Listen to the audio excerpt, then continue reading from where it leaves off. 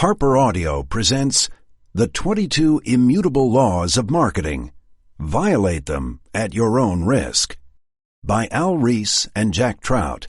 Read by David Drummond. Introduction.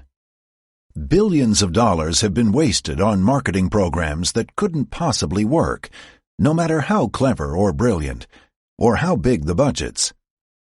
Many managers assume that a well-designed, well-executed, well-financed marketing program will work.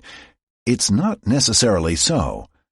And you don't have to look further than IBM, General Motors, and Sears Roebuck to find examples. The tools and techniques used at Sears Roebuck might have been right, sometimes even spectacular.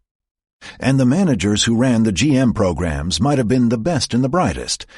Certainly, the best and the brightest people traditionally have been attracted to the biggest and the best companies, like GM and IBM, but the programs themselves were based on assumptions that were flawed.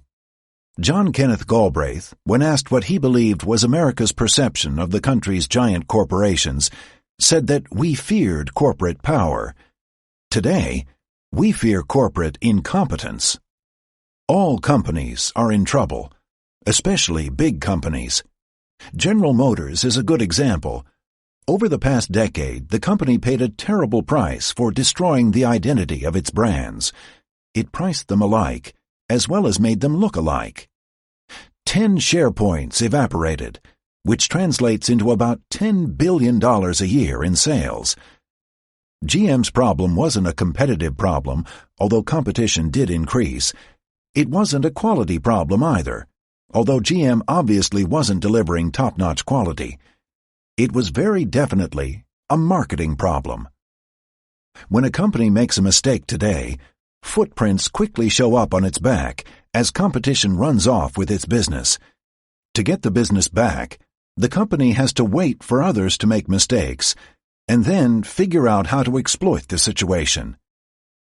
So how do you avoid making mistakes in the first place? The easy answer is to make sure your programs are in tune with the laws of marketing. Although we have defined our ideas and concepts under the marketing banner, they are useful no matter where you are in a company and no matter what product or service your company is selling. What are these marketing laws? And who brought them down from Mount Sinai on a set of stone tablets? The fundamental laws of marketing are those described in this audiobook. But who says so? How come two guys from Connecticut have discovered what thousands of others have overlooked? There are, after all, many sophisticated marketing practitioners and academics. Why have they missed what we think is so obvious? The answer is simple. As far as we can tell, almost no one is willing to admit that there are any laws of marketing, certainly none that are immutable. There are laws of nature, so why shouldn't there be laws of marketing? You can build a great-looking airplane, but it's not going to get off the ground unless it adheres to the laws of physics, especially the law of gravity. You can build an architectural masterpiece on a sand dune, but the first hurricane will undermine your creation. So it follows that you can build a brilliant marketing program only to have one of the immutable laws knock you flat if you don't know what they are. Perhaps it's human nature not to admit there are things you can't do. Certainly most marketers believe that anything is achievable if you are energetic enough or creative enough or determined enough, especially if you're willing to spend enough money. Once you open your mind to the possibility that there are laws of marketing, it's easy to see what they are. In truth, they are obvious. We have been studying what works in marketing and what doesn't for more than 25 years. What we have found is that programs that work are almost always in tune with some fundamental force in the marketplace. In our books, articles, speeches, and videos, we have analyzed marketing principles in some detail. We have developed strategic models of the marketing process, including a physical model of the human mind, which we helped popularize under the concept of positioning. We also developed a military model of the marketplace, which assigns companies and brands to either defensive, offensive, flanking, or guerrilla modes of marketing warfare. After years of working on marketing principles and problems, we have distilled our findings into the basic laws that govern success and failure in the marketplace. We call these principles the immutable laws of marketing, and there are 22 of them. Violate them at your own risk. 1. The law of leadership. It's better to be first than it is to be better. Many people believe that the basic issue in marketing is convincing prospects that you have a better product or service.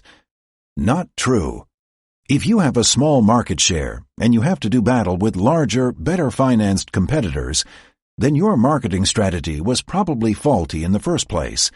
You violated the first law of marketing. The basic issue in marketing is creating a category you can be first in. It's the law of leadership. It's better to be first than it is to be better. It's much easier to get into the mind first than to try to convince someone you have a better product than the one that did get there first. You can demonstrate the law of leadership by asking yourself 2 questions. 1. What's the name of the first person to fly the Atlantic Ocean solo? Charles Lindbergh, right? 2. What's the name of the second person to fly the Atlantic Ocean solo? Not so easy to answer, is it? The second person to fly the Atlantic Ocean solo was Bert Hinkler. Bert was a better pilot than Charlie. He flew faster. He consumed less fuel. Yet, who has ever heard of Bert Hinkler? He left home, and Mrs. Hinkler hasn't heard from him since. In spite of the evident superiority of the Lindbergh approach, most companies go the Bert Hinkler route. They wait until a market develops, then they jump in with a better product, often with their corporate name attached. In today's competitive environment, a Me Too product with a line extension name has little hope of becoming a big, profitable brand. Chapter 12, The Law of Line Extension. The leading brand in any category is almost always the first brand into the prospect's mind. Hertz in rent-a-cars, IBM in computers, Coca-Cola in cola. After World War II, Heineken was the first imported beer to make a name for itself in America. So, 4 decades later, what is the number 1 imported beer? The one that tastes the best? Or Heineken? There are 425 brands of imported beer sold in America. Surely one of these brands must taste better than Heineken. But does it really matter? Today, Heineken is still the number 1 imported beer, with 30% of the market. The first domestic light beer was Miller Lite. So what is the largest selling light beer in America today? The one that tastes the best? Or the one that got into the mind first? Not every first is going to become successful, however. Timing is an issue. Your first could be too late. For example, USA Today is the first national newspaper, but it is unlikely to succeed. It has already lost $800 million and has never had a profitable year. In a television era, it may be too late for a national newspaper. Some firsts are just bad ideas that will never go anywhere. Frosty Paws, the first ice cream for dogs, is unlikely to make it. The dogs love it, but the owners are the ones who buy the groceries, and they think the dogs don't need an ice cream of their own. They should be happy just to lick the plates.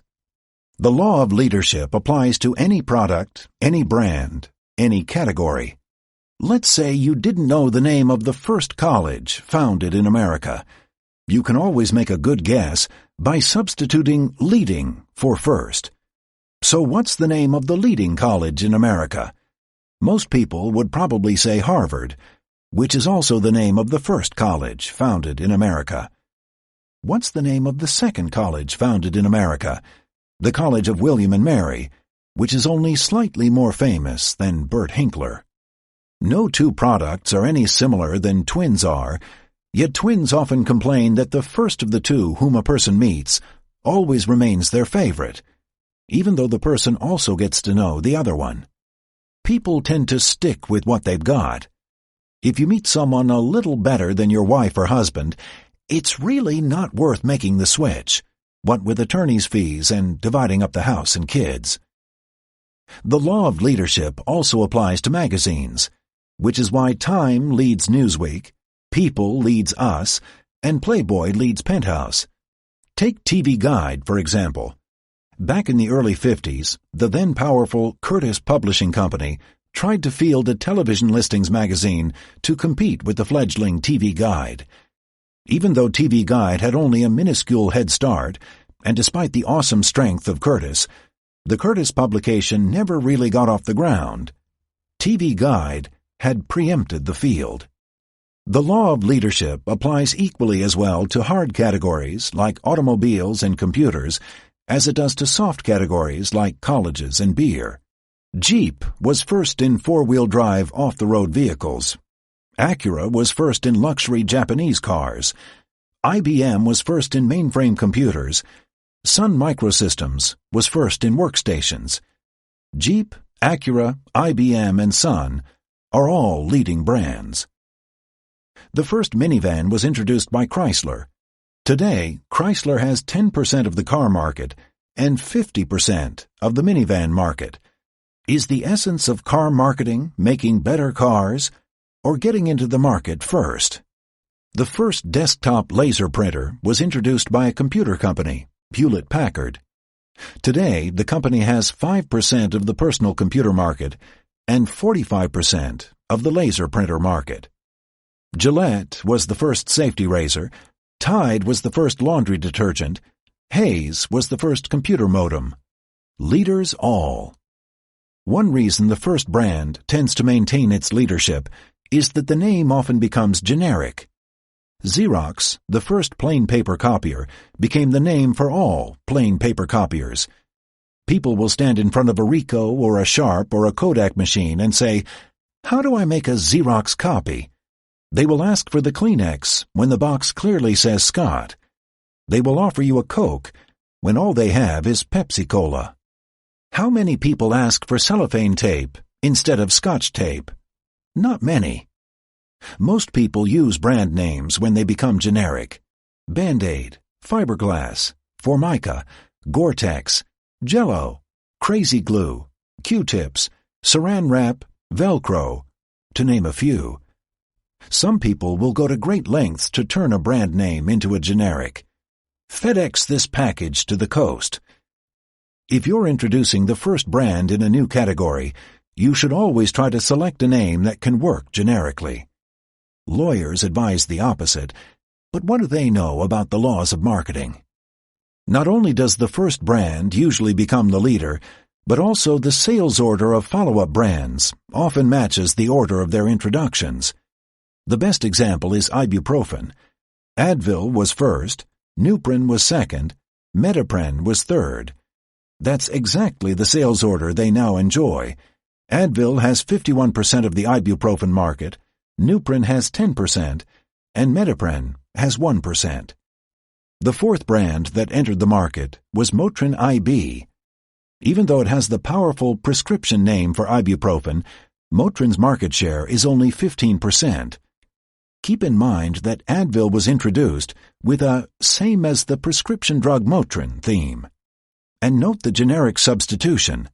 Consumers use Advil as a generic term. Rarely do they use the word ibuprofen.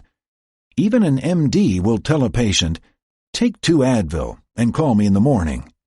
Also consider Tylenol, the first brand of acetaminophen. Tylenol is so far ahead of the number 2 brand that it's hard to determine who is number 2. If the secret of success is getting into the prospect's mind first, what strategy are most companies committed to? The better product strategy. The latest and hottest subject in the business management field is benchmarking. Touted as the ultimate competitive strategy, benchmarking is the process of comparing and evaluating your company's products against the best in the industry. It's an essential element in a process often called total quality management. Unfortunately, benchmarking doesn't work. Regardless of reality, people perceive the first product into the mind as superior. Marketing is a battle of perceptions, not products. So, what's the name of the first brand of aspirin? The first brand of acetaminophen? The first brand of ibuprofen? Hint: substitute leading for first, and you'll have the answers to these three questions. Charles Schwab bills itself as America's largest discount broker. Are you surprised that the Charles Lindbergh of the discount brokerage business is Charles Schwab? Neil Armstrong was the first person to walk on the moon. Who was second? Roger Bannister was the first person to run a 4-minute mile. Who was second? George Washington was the first president of the United States. Who was second? Thomas was the first brand of English muffin. What was second? Gatorade was the first sports drink. What was second? If you're second into the prospect's mind, are you doomed to languish forever with Buzz Aldrin, John Landy, John Adams, some unknown English muffin, and some unknown sports drink? Not necessarily. Fortunately, there are other laws. 2. The law of the category. If you can't be first in a category, set up a new category you can be first in. What's the name of the third person to fly the Atlantic Ocean solo? If you didn't know that Bert Hinkler was the second person to fly the Atlantic, you might figure you had no chance at all to know the name of the third person. But you do. It's Amelia Earhart. Now, is Amelia known as the third person to fly the Atlantic Ocean solo, or as the first woman to do so? After Heineken became a big success, the people at Anheuser-Busch could have said, "We should bring in an imported beer too." But they didn't. Instead, they said, if there's a market for a high-priced imported beer, maybe there's a market for a high-priced domestic beer. And so they started to promote Michelob, the first high-priced domestic beer, which today outsells Heineken 2-1. Actually, Anheuser-Busch also brought in an imported beer, Carlsberg, which has a very good reputation in Europe.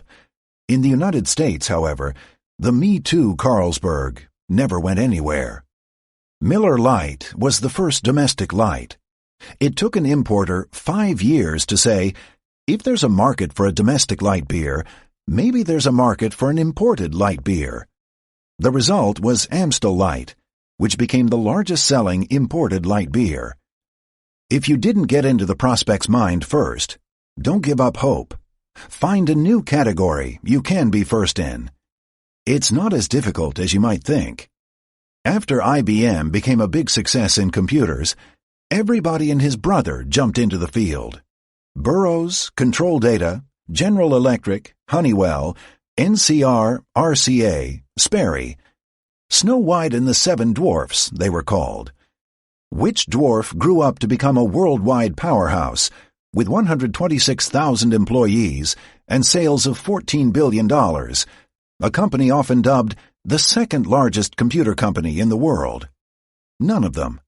The most successful computer company of the 70s and 80s, next to IBM, was Digital Equipment Corporation. IBM was first in computers. DEC was first in mini-computers. Many other computer companies and their entrepreneurial owners became rich and famous by following a simple principle. If you can't be first in a category, set up a new category you can be first in. Tandem was the first in fault-tolerant computers and built a $1.9 billion business. So Stratus stepped down with the first fault-tolerant mini-computer. Today, Stratus is a $500 million company. Are the laws of marketing difficult? No, they are quite simple. Working things out in practice is another matter, however. Cray Research went over the top with the first supercomputer. Today, Cray is an $800 million company. So Convex put 2 and 2 together and launched the first mini supercomputer. Today, Convex is a $200 million company. Sometimes you can turn an also-ran into a winner by inventing a new category. Commodore was just another manufacturer of home personal computers that wasn't going anywhere until it positioned the Amiga as the first multimedia computer. Today, the Commodore Amiga is a big success, with more than $500 million worth sold annually. There are many different ways to be first. Dell got into the crowded personal computer field by being the first to sell computers by phone. Today, Dell is a $900 million company. When you launch a new product, the first question to ask yourself is not, how is this new product better than the competition, but first what? In other words, what category is this new product first in? Charles Schwab didn't open a better brokerage firm. He opened the first discount broker. Lear's was not the first woman's magazine. It was the first magazine for the mature woman, the magazine for the woman who wasn't born yesterday. This is counter to classic marketing thinking, which is brand-oriented. How do I get people to prefer my brand? Forget the brand. Think categories. Prospects are on the defensive when it comes to brands. Everyone talks about why their brand is better. But prospects have an open mind when it comes to categories. Everyone is interested in what's new. Few people are interested in what's better. When you're the first in a new category, promote the category. In essence, you have no competition. DEC told its prospects why they ought to buy a mini-computer, not a DEC mini-computer. In the early days, Hertz sold rent-a-car service, Coca-Cola sold refreshment. Marketing programs of both companies were more effective back then. 3. The law of the mind. It's better to be first in the mind than to be first in the marketplace. The world's first personal computer was the MITS Altair 8800. The law of leadership would suggest that the MITS Altair 8800, an unfortunate choice of names, ought to be the #1 personal computer brand. Unfortunately, the product is no longer with us. Dumont invented the first commercial television set. Duryea invented the first automobile. Hurley introduced the first washing machine. All are gone. Is something wrong with the law of leadership in Chapter 1? No, but the law of the mind modifies it. It's better to be first in the prospect's mind than first in the marketplace, which, if anything, understates the importance of being first in the mind. Being first in the mind is everything in marketing. Being first in the marketplace is important only to the extent that it allows you to get in the mind first. For example, IBM wasn't first in the marketplace with the mainframe computer. Remington Rand was first, with UNIVAC. But thanks to a massive marketing effort, IBM got into the mind first, and won the computer battle early. The law of the mind follows from the law of perception. If marketing is a battle of perception, not product, then the mind takes precedence over the marketplace. Thousands of would-be entrepreneurs are tripped up every year by this law. Someone has an idea or concept he or she believes will revolutionize an industry, as well it may. The problem is getting the idea or concept into the prospect's mind. The conventional solution to the problem is money. That is, the resources to design and build product or service organizations, plus the resources to hold press conferences, attend trade shows, run advertisements, and conduct direct mail programs. Chapter 22, The Law of Resources. Unfortunately, this gives rise to the perception that the answer to all marketing questions is the same: money. Not true. More money is wasted in marketing than in any other human activity. Outside of government activities, of course. You can't change a mind once a mind is made up. It's like going head-to-head against an entrenched enemy. The charge of the Light Brigade at Balaclava being history's most famous example, closely followed by Pickett's fiasco at Gettysburg. Wang was first in word processors, but the world passed such machines by and went on to computers. Wang, however, wasn't able to make the transition. In spite of spending millions of dollars promoting its personal computers and mini-computers, Wang is still perceived as a word processor company. Xerox was first in copiers and then tried to get into the computer business. 25 years and $2 billion later, Xerox is nowhere in computers. You want to change something in a computer? Just type over or delete the existing material. You want to change something in a mind? Forget it. Once a mind is made up, it rarely, if ever, changes. The single most wasteful thing you can do in marketing is try to change a mind. That accounts for the mystery of the well-formed opinion that can almost instantly appear in a person's mind. One day you've never heard of a person, the next day that person is famous. The overnight sensation is not an unusual phenomenon. If you want to make a big impression on another person, you cannot worm your way into their mind and then slowly build up a favorable opinion over a period of time. The mind doesn't work that way. You have to blast your way into the mind.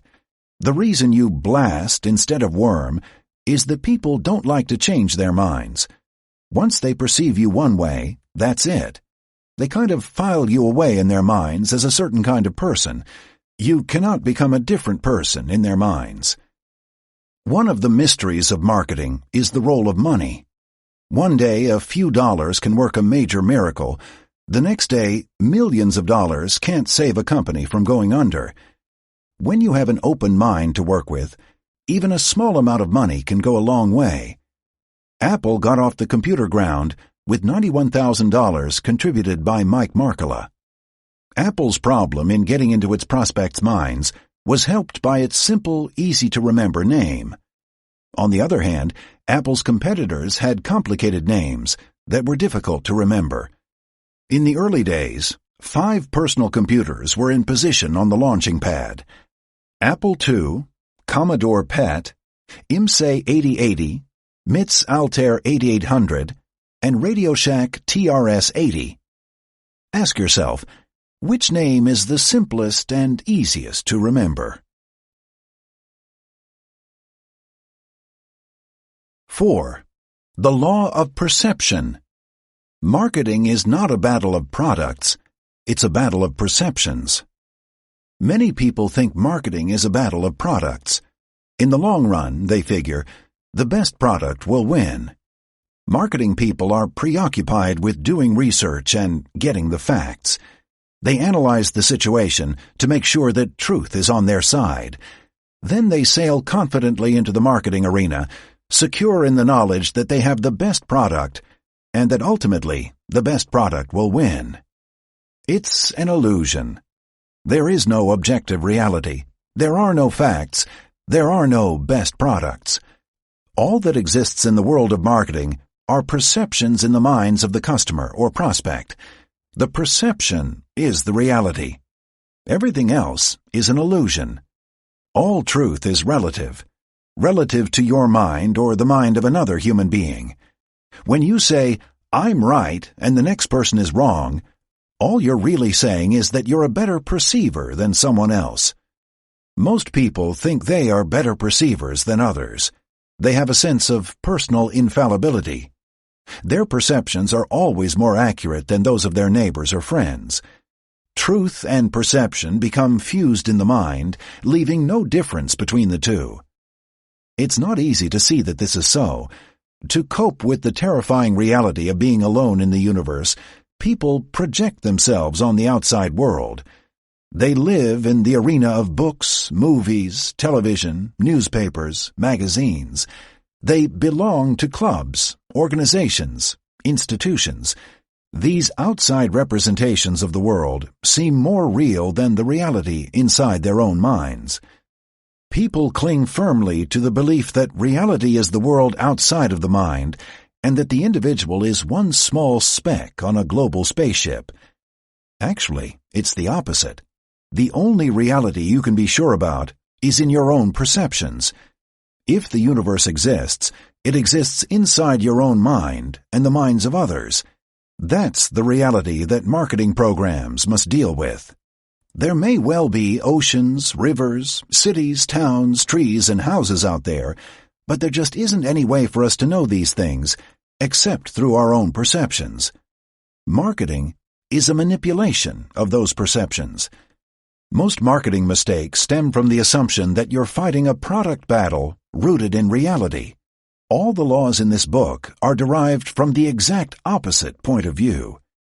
What some marketing people see as the natural laws of marketing are based on a flawed premise that the product is the hero of the marketing program and that you'll win or lose based on the merits of the product, which is why the natural, logical way to market a product is invariably wrong.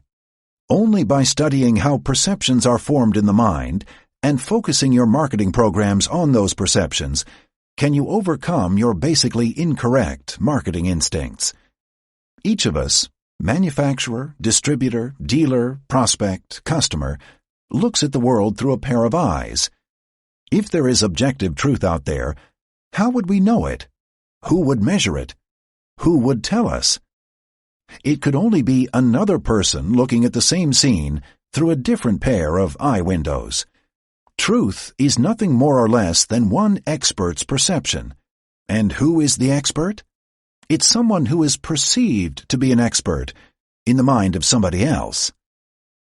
If truth is so elusive, why is there so much discussion in marketing about the so-called facts? Why are so many marketing decisions based on factual comparisons? Why do so many marketing people assume that truth is on their side, that their job is to use truth as a weapon to correct the misperceptions that exist in the mind of the prospect?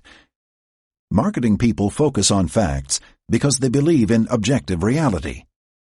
It's also easy for marketing people to assume that truth is on their side.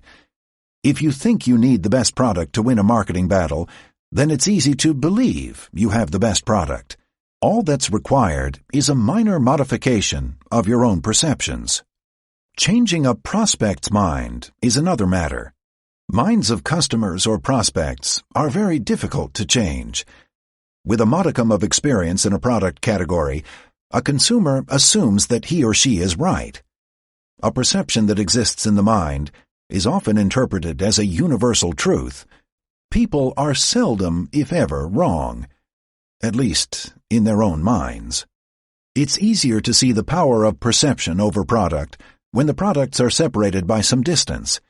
For example, the three largest selling Japanese imported cars in America are Honda, Toyota, and Nissan. Most marketing people think the battle between the three brands is based on quality, styling, horsepower, and price. Not true. It's what people think about a Honda, a Toyota, or a Nissan that determines which brand will win. Marketing is a battle of perceptions.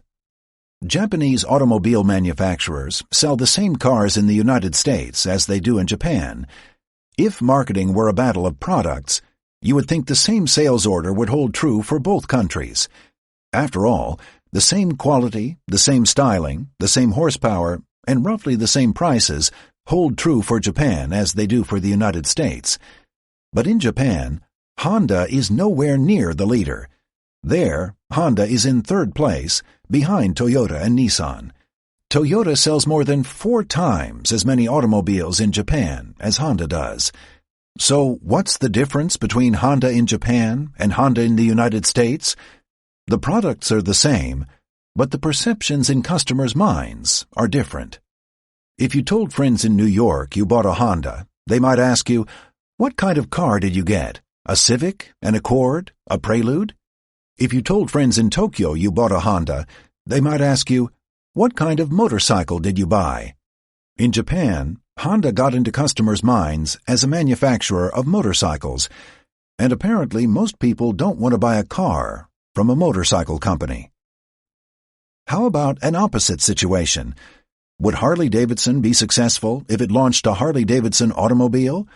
You might think it would depend on the car, quality, styling, horsepower, pricing. You might even believe the Harley-Davidson reputation for quality would be a plus. We think not. Its perception as a motorcycle company would undermine a Harley-Davidson car, no matter how good the product. Chapter 12. The Law of Line Extension. Why is Campbell's Soup #1 in the United States and nowhere in the United Kingdom? Why is Heinz Soup #1 in the United Kingdom and a failure in the United States? Marketing is a battle of perceptions, not products. Marketing is the process of dealing with those perceptions. Some soft drink executives believe that marketing is a battle of taste. Well, New Coke is #1 in taste. The Coca-Cola Company conducted 200,000 taste tests that proved that New Coke tastes better than Pepsi-Cola, and Pepsi tastes better than their original formula, now called Coca-Cola Classic. But who is winning the marketing battle? The drink that research has proven to taste the best, New Coke, is in third place. The one that research shows tastes the worst, Coca-Cola Classic, is in first place. You believe what you want to believe. You taste what you want to taste. Soft drink marketing is a battle of perceptions, not a battle of taste. What makes the battle even more difficult is that customers frequently make buying decisions based on second-hand perceptions. Instead of using their own perceptions, they base their buying decisions on someone else's perception of reality. This is the everybody knows principle. Everybody knows that the Japanese make higher quality cars than the Americans do. So people make buying decisions based on the fact that everybody knows the Japanese make higher quality cars. When you ask shoppers whether they have had any personal experience with a product, most often they say they haven't. And more often than not, their own experience is often twisted to conform to their perceptions. If you have had a bad experience with a Japanese car, you've just been unlucky, because everybody knows the Japanese make high-quality cars. Conversely, if you have had a good experience with an American car, you've just been lucky, because everybody knows that American cars are poorly made. Everybody knows there's a problem with Audi cars. On November 23, 1986, CBS broadcast a 60-minute segment called Out of Control. It called attention to a number of complaints about Audi's unintended acceleration. American sales of Audis fell through the floorboards, from 60,000 in 1986 to 12,000 in 1991. But have you ever personally had any problems with unintended acceleration while test driving an Audi? It is unlikely. Every single automobile expert who has tested the car has failed to duplicate the complaint. Yet the perception lingers on. Recently, Audi has been running advertisements comparing its cars to comparable cars made by Mercedes-Benz and BMW. According to the ads, German automotive experts rated Audi cars ahead of both Mercedes and BMW. Do you believe that? Probably not. Is it true? Does it matter? Marketing is not a battle of products. It's a battle of perceptions. 5. The law of focus. The most powerful concept in marketing is owning a word in the prospect's mind.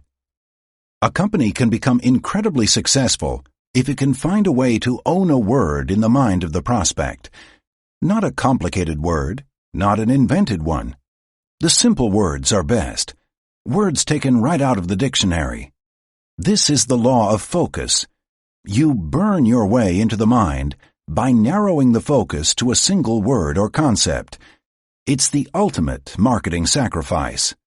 Federal Express was able to put the word overnight into the minds of its prospects because it sacrificed its product line and focused on overnight package delivery only. In a way, the law of leadership, it's better to be first than to be better, enables the first brand or company to own a word in the mind of the prospect. But the word the leader owns is so simple that it's invisible. The leader owns the word that stands for the category. For example, IBM owns computer. This is another way of saying that the brand becomes a generic name for the category. We need an IBM machine. Is there any doubt that a computer is being requested? You can also test the validity of a leadership claim by a word association test. If the given words are computer, copier, chocolate bar, and cola, the four most associated words are IBM, Xerox, Hershey's, and Coke. An astute leader will go one step further to solidify its position. Heinz owns the word ketchup. But Heinz went on to isolate the most important ketchup attribute. Slowest ketchup in the West is how the company is preempting the thickness attribute. Owning the word slow helps Heinz maintain a 50% market share. If you're not a leader, then your word has to have a narrow focus. Even more important, however, your word has to be available in your category. No one else can have a lock on it. You don't have to be a linguistic genius to find a winner. Prego went against leader Ragu in the spaghetti sauce market and captured a 27% share with an idea borrowed from Heinz. Prego's word is thicker. The most effective words are simple and benefit-oriented. No matter how complicated the product, no matter how complicated the needs of the market, it's always better to focus on one word or benefit rather than 2 or 3 or 4. Also, there's the halo effect. If you strongly establish one benefit, the prospect is likely to give you a lot of other benefits too. A thicker spaghetti sauce implies quality, nourishing ingredients, value, and so on. A safer car implies better design and engineering. Whether the result of a deliberate program or not, most successful companies or brands are the ones that own a word in the mind of the prospect. Some words, like Volkswagen's Fahrvergnügen, are not worth owning. Here are a few examples. Crest, cavities. Mercedes, engineering. BMW, driving. Volvo, safety. Domino's, home delivery. Pepsi-Cola, youth. Nordstrom, service. Words come in different varieties. They can be benefit-related, cavity prevention, service-related, home delivery, audience-related, younger people, or sales-related, preferred brand.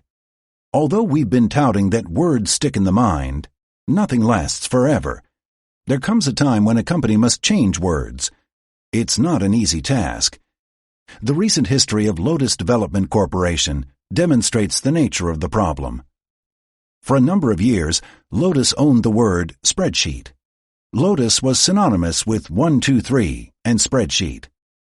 But the world of spreadsheets is getting competitive, and the potential for growth is limited. Like other companies, Lotus wants to grow. How is the company to get beyond its single-product business? The conventional answer is to expand in all directions, as IBM and Microsoft did. As a matter of fact, Lotus did some conventional line extension with the purchase of AmiPro word processing software and the introduction of a number of new software products. Then Lotus regrouped to focus on a new concept called groupware, software products for networked PCs. Lotus was the first software company to develop a successful groupware product. If things work out, the company will eventually own a second word in the minds of its prospects. Unlike Microsoft, Lotus now has a corporate focus. It won't happen overnight, but Lotus could develop a powerful long-term position in the software field. What overnight did for Federal Express and safety did for Volvo, groupware could do for Lotus Development Corporation. You can't take somebody else's word. What makes the Lotus strategy plausible is that the groupware word is not owned by any other company. Furthermore, there is an enormous industry trend toward networked computers. More than half of all business computers are connected to a network. There's even a new magazine called Network Computing. Many companies see the advantage of owning a single word or concept, often called the corporate vision, but they neglect to be the first to preempt the word.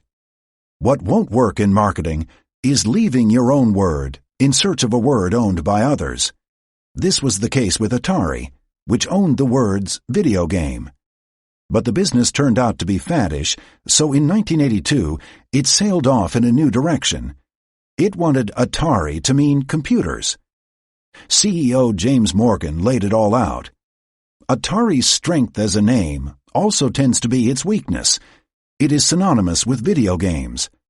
Atari must redefine its image and broaden its business definition to electronic consumer products.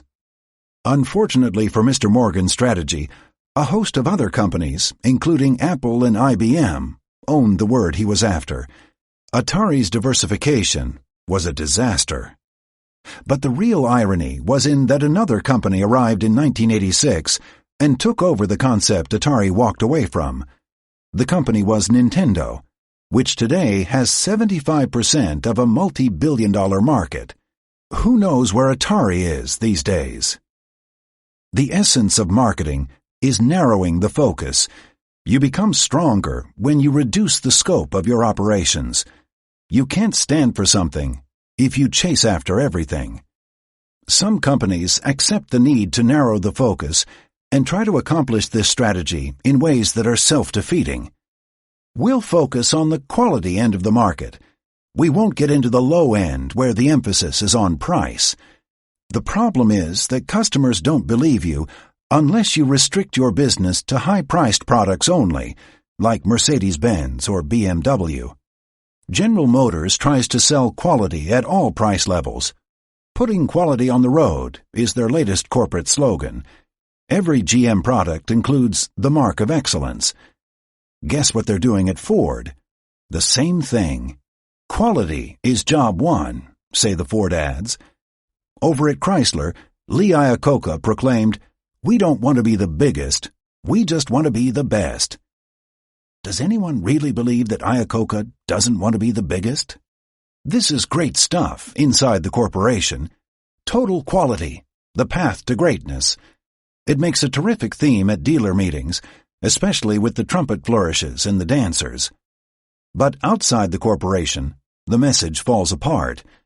Does any company proclaim itself as the unquality corporation? No. Everybody stands for quality. As a result, nobody does. You can't narrow the focus with quality or any other idea that doesn't have proponents for the opposite point of view. You can't position yourself as an honest politician because nobody is willing to take the opposite position, although there are plenty of potential candidates. You can, however, position yourself as the pro-business candidate or the pro-labor candidate and be instantly accepted as such because there is support for the other side. When you develop your word to focus on, be prepared to fend off the lawyers.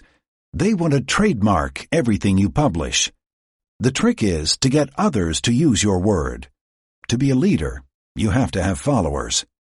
It would be helpful for Lotus to have other companies get into the groupware business. It would make the category more important, and people would be even more impressed with Lotus's leadership. Once you have your word, you have to go out of your way to protect it in the marketplace. The case of BMW illustrates this very well. For years, BMW was the ultimate driving machine.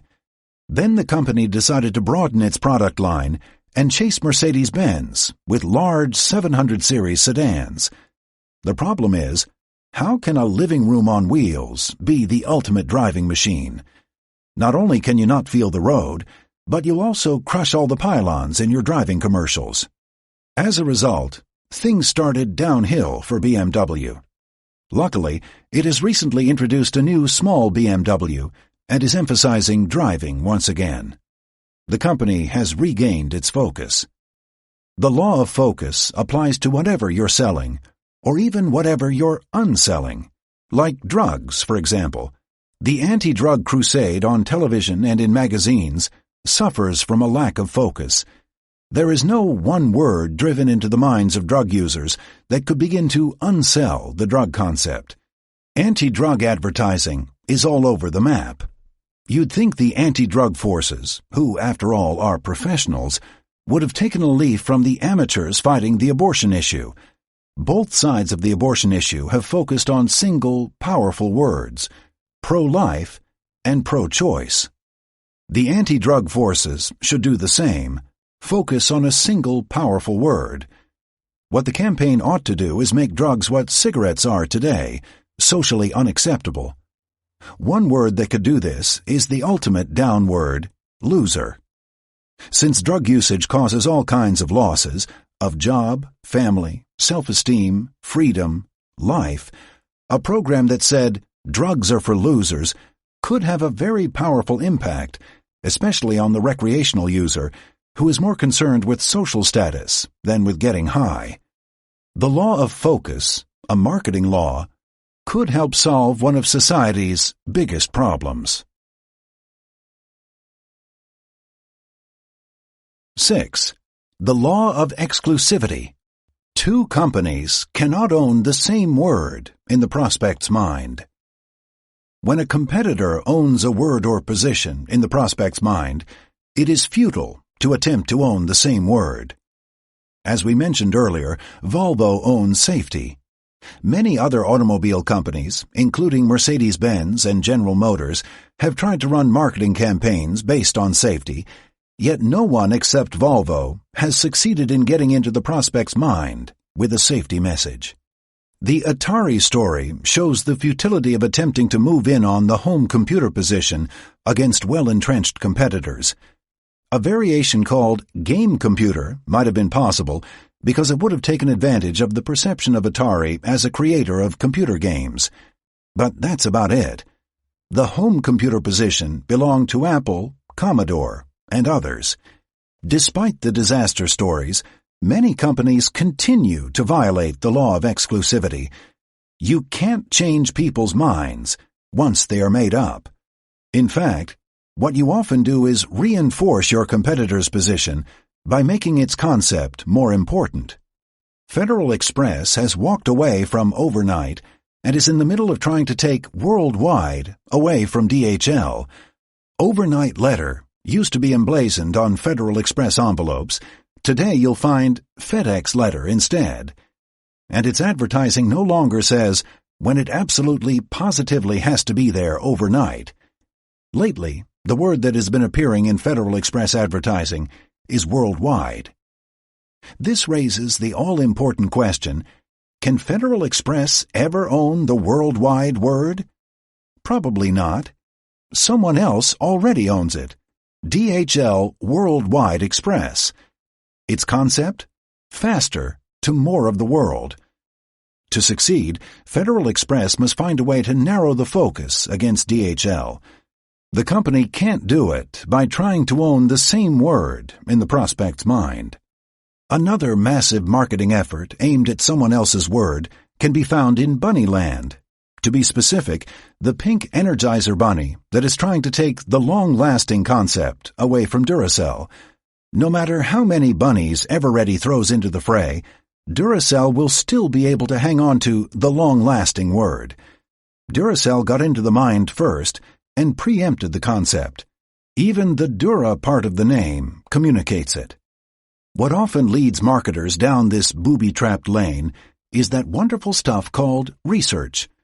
Armies of researchers are employed, focus groups conducted, questionnaires tabulated, and what comes back in a 3-pound report is a wish list of attributes that users want from a product or service. So, if that's what people want, that's what we should give them. What's the biggest problem people have with batteries? They go dead at the most inconvenient times. So what's the number one battery attribute? Long-lasting, of course. If long-lasting is what people want, that's what we should advertise, right? Wrong. What researchers never tell you is that some other company already owns the idea. They would rather encourage clients to mount massive marketing programs. The theory is that if you spend enough money, you can own the idea. Right? Wrong. Some years ago, Burger King started down this slippery slope from which it has never quite recovered. A market study showed that the most popular attribute for fast food was fast. No big surprise there. So Burger King did what most red-blooded marketers do. It turned to its advertising agency and said, "If the world wants fast, our advertising should tell them we're fast." What was overlooked in the research was that McDonald's was already perceived as being the fastest hamburger chain in the country. Fast belonged to McDonald's. Undaunted by this, Burger King launched its campaign with the slogan, "Best food for fast times." The program quickly became a disaster, very nearly on a par with the one that involved Herb. The advertising agency was fired, management was fired, the company was sold, and downward momentum was maintained. Many people have paid the price for violating the law of exclusivity. 7. The law of the ladder. The strategy to use depends on which rung you occupy on the ladder. While being first into the prospect's mind ought to be your primary marketing objective, the battle isn't lost if you fail in this endeavor. There are strategies to use for number 2 and number 3 brands. All products are not created equal. There's a hierarchy in the mind that prospects use in making decisions. For each category, there is a product ladder in the mind. On each rung is a brand name. Take the car rental category. Hertz got into the mind first and wound up on the top rung, Avis got in second, and National got in third. Your marketing strategy should depend on how soon you got into the mind and consequently which rung of the ladder you occupy. The higher the better, of course. Take Avis, for example. For years, the company advertised the high quality of its rent-a-car service. Finest in rent-a-cars was one of its campaigns. The reader looked at the ad and wondered, how could they have the finest rent-a-car service when they're not on the top rung of my ladder? Then Avis did the one thing you have to do to make progress inside the mind of the prospect. They acknowledged their position on the ladder. Avis is only number 2 in rent-a-cars, so why go with us? We try harder. For 13 years in a row, Avis had lost money. Then, when it admitted to being number 2, it started to make money. Lots of money. Shortly thereafter, the company was sold to ITT, which promptly ordered up the advertising theme, Avis is going to be number 1. No, they're not, said the prospect. They're not on the top rung of my ladder. And to make the point, many picked up the phone and called Hertz. The campaign was a disaster. Many marketing people have misread the Avis story. They assume the company was successful because it tried harder, i.e., it had the better service. But that wasn't it at all. Avis was successful because it related itself to the position of Hertz in the mind. If trying harder were the secret of success, Harold Stassen would have been president many times over. Many marketers make the same mistake as Avis did. Currently, Adelphi University in Garden City, Long Island, is comparing itself favorably with Harvard. Wait a minute, says the high school senior. Adelphi is not on my college ladder. As you might expect, Adelphi is not very successful in attracting the top students. The mind is selective. Prospects use their ladders in deciding which information to accept and which information to reject. In general, a mind accepts only new data that is consistent with its product ladder in that category. Everything else is ignored. When Chrysler compared its cars with Honda, very few people traded in their Preludes and Accords for Plymouths and Dodges. The headline of one Chrysler ad said, comparing a used Dodge Spirit to a new Honda Accord seemed a little ridiculous until we saw the results. According to the ad, 100 people were asked to compare a Dodge Spirit with 70,000 miles on it to a new Honda Accord. The majority, 58 out of 100, chose the used Dodge. Ridiculous, but not necessarily untrue. What about your product's ladder in the prospect's mind? How many rungs are there on your ladder? It depends on whether your product is a high-interest or a low-interest product. Products you use every day, cigarettes, cola, beer, toothpaste, cereal, tend to be high-interest products with many rungs on their ladders. Products that are purchased infrequently, furniture, lawnmowers, luggage, usually have few rungs on their ladders. Products that involve a great deal of personal pride, automobiles, watches, cameras, are also high-interest products with many rungs on their ladders, even though they are purchased infrequently. Products that are purchased infrequently and involve an unpleasant experience usually have very few rungs on their ladders. Automobile batteries, tires, and life insurance are 3 examples. The ultimate product that involves the least amount of pleasure and is purchased once in a lifetime has no rungs on its ladder. Ever hear of Batesville Caskets? Probably not, although the brand has almost 50% of the market. There's a relationship between market share and your position on the ladder in the prospect's mind. You tend to have twice the market share of the brand below you and half the market share of the brand above you. For example, Acura was the first Japanese luxury car. Lexus was second. Infiniti was third. In a recent year, Acura sold 143,708 cars in the United States, Lexus sold 71,206 cars, and Infiniti sold 34,890. The relationship among the three brands is almost a mathematically correct 4-to-1. The Acura-Lexus-Infiniti battle is in its early stages, where the cars are new and there's a lot of interest among the public and the press. In the long run, when the products are no longer exciting, another phenomenon occurs. Listen to the next chapter, The Law of Duality. Marketing people often talk about the three leading brands in a category as if it were a battle of equals. It almost never is. The leader inevitably dominates the number 2 brand, and the number 2 brand inevitably smothers number 3. In baby food, it's Gerber, Beechnut, and Heinz. In beer, it's Budweiser, Miller, and Coors. In long-distance telephone service, it's AT&T, MCI, and Sprint. What's the maximum number of rungs on a ladder? There seems to be a rule of 7 in the prospect's mind. Ask someone to name all the brands he or she remembers in a given category. Rarely will anyone name more than 7, and that's for a high-interest category. According to Harvard psychologist Dr. George A. Miller, the average human mind cannot deal with more than 7 units at a time, which is why 7 is a popular number for lists that have to be remembered. 7-digit phone numbers, the 7 wonders of the world, 7-card stud, Snow White and the 7 dwarfs, the 7 danger signals of cancer. Sometimes your own ladder or category is too small.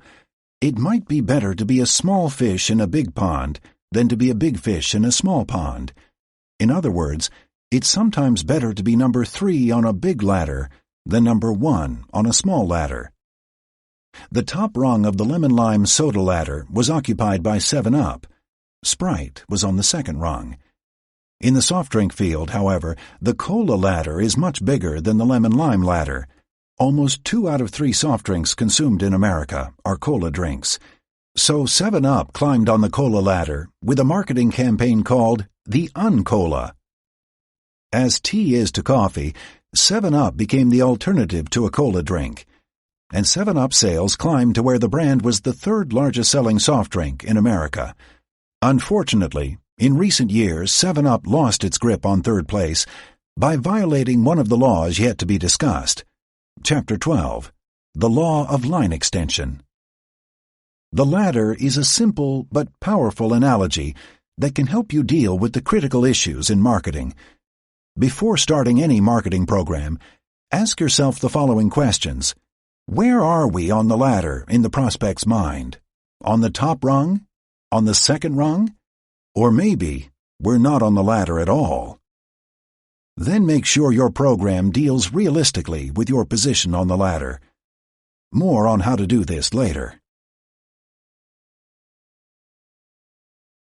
8. The Law of Duality. In the long run, every market becomes a 2-horse race. Early on, a new category is a ladder of many rungs. Gradually, the ladder becomes a 2-rung affair. In batteries, it's Eveready and Duracell. In photographic film, it's Kodak and Fuji. In rent-a-cars, it's Hertz and Avis. In mouthwash, it's Listerine and Scope. In hamburgers, it's McDonald's and Burger King. In sneakers, it's Nike and Reebok. In toothpaste, it's Crest and Colgate. When you take the long view of marketing, you find the battle usually winds up as a titanic struggle between 2 major players, usually the old reliable brand and the upstart. Back in 1969, there were 3 major brands of a certain product. The leader had about 60% of the market, The number 2 brand had a 25% share, and the number 3 brand had a 6% share. The rest of the market included either private label or minor brands. The law of duality suggests that these market shares are unstable. Furthermore, the law predicts that the leader will lose market share and number 2 will gain. 22 years later, the leader dropped down to 45% of the market, the number 2 brand has 40%, and number 3 has 3%. The products are Coca-Cola, Pepsi-Cola, and Royal Crown Cola, respectively, but the principles apply to brands everywhere. Look at the 3 long-distance telephone companies. AT&T has 65% of the market, MCI has 17%, and Sprint has 10%. Who will win and who will lose in the telephone wars? While the future is unknowable, Chapter 17, The Law of Unpredictability, a betting person would put his or her money on MCI. MCI has won the battle with Sprint for second place, so now MCI ought to become the upstart alternative to old, reliable AT&T. Sprint is probably feeling very comfortable on the third rung of the ladder. 9% doesn't sound like much, but it translates to $6 billion in annual sales, and the market has been growing rapidly. For the long term, however, Sprint is in serious trouble. Look what happened to Royal Crown Cola. Back in 1969, the Royal Crown Company revitalized its franchise system, 350 bottlers strong, and hired the former president of rival pet foods and a veteran of both Coke and Pepsi. The company also retained Wells Rich Green, a high-powered New York advertising agency. "We're out to kill Coke and Pepsi," declared Mary Wells Lawrence, the agency's head, to the Royal Crown bottlers. "I hope you'll excuse the word, but we're really going out for the jugular." The only brand that got killed was Royal Crown. In a maturing industry, third place is a difficult position to be in. Take the domestic automobile industry. In spite of heroic measures undertaken by Lee Iacocca, Chrysler is in trouble. In the long run, marketing is a 2-car race. Take video games. In the late 80s, the market was dominated by Nintendo with a 75% share. The two also-rans were Sega and NEC. Today, Nintendo and Sega are neck and neck, and NEC is way behind. In the long run, marketing is a 2-game race. Time frames, however, can vary. The fast-moving video game market played itself out in 2 or 3 seasons. The long-distance telephone market might take 2 or 3 decades. Take the airline industry. American Airlines, with 20% of the market, got its nose out in front and will probably wind up as the Coca-Cola of the skies. The interesting battle is between Delta and United, tied at 18% apiece. One of these two will take off like Pepsi, the other is headed down with Royal Crown. In the long run, marketing is a 2-airline race. Are these results preordained? Of course not. There are other laws of marketing that can also affect the results. Furthermore, your marketing programs can strongly influence your sales, provided they are in tune with the laws of marketing. When you're a weak number 3, like Royal Crown, you aren't going to make much progress by going out and attacking the 2 strong leaders. What they could have done is carved out a profitable niche for themselves. Chapter 5, The Law of Focus. Knowing that marketing is a 2-horse race in the long run can help you plan strategy in the short run. It often happens that there is no clear-cut number 2. What happens next depends upon how skillful the contenders are. Take the laptop computer field. Toshiba is in first place with 21% of the market, but there are 5 companies in second place. Zenith, Compaq, NEC, Tandy, and Sharp each have between 8 and 10% of the market. It ought to be fun to watch 6 horses come around a turn where there's room for only 2. Toshiba and who? Which one will finish second? What's especially tragic from the economy's point of view are the resources wasted in many high-visibility categories like laptop computers. Currently, there are 130 laptop brands on the market. The law of duality will see to it that very few of these brands will be around in the 21st century. Look at the history of the automobile in the United States. In 1904, 195 different cars were assembled by 60 companies. Within the following 10 years, 531 companies were formed and 364 perished. By 1923, only 108 car makers remained. This number dropped to 44 by 1927. Today, Ford and General Motors dominate the domestic industry, with Chrysler's future in doubt. Successful marketers concentrate on the top two rungs. Jack Welch, the legendary chairman and CEO of General Electric, said recently, "Only businesses that are number one or number two in their markets could win in the increasingly competitive global arena. Those that could not were fixed, closed, or sold." It's this kind of thinking that built companies like Procter & Gamble into the powerhouses they are. In 32 of its 44 product categories in the United States, P&G commands the number one or number two brands. Early on, in a developing market, the number three or number four positions look attractive. Sales are increasing. New, relatively unsophisticated customers are coming into the market. These customers don't always know which brands are the leaders, so they pick ones that look interesting or attractive. Quite often, these turn out to be the number three or number four brands. As time goes on, however, these customers get educated. They want the leading brand, based on the naive assumption that the leading brand must be better. We repeat, the customer believes that marketing is a battle of products. It's this kind of thinking that keeps the two brands on top. They must be the best. They're the leaders. 9. The law of the opposite. If you're shooting for second place, your strategy is determined by the leader. In strength, there is weakness. Wherever the leader is strong, there is an opportunity for a would-be number two to turn the tables. Much like a wrestler uses his opponent's strength against him, a company should leverage the leader's strength into a weakness. If you want to establish a firm foothold on the second rung of the ladder, study the firm above you. Where is it strong? And how do you turn that strength into a weakness? You must discover the essence of the leader and then present the prospect with the opposite. In other words, don't try to be better, try to be different. It's often the upstart versus old reliable. Coca-Cola is a 100-year-old product. Only 7 people in the history of the world have known the Coke formula, which is kept locked in a safe in Atlanta. Coca-Cola is the old, established product. However, using the law of the opposite, Pepsi-Cola reversed the essence of Coca-Cola to become the choice of a new generation, the Pepsi generation. When you look at customers in a given product category, there seem to be two kinds of people. There are those who want to buy from the leader, and there are those who don't want to buy from the leader.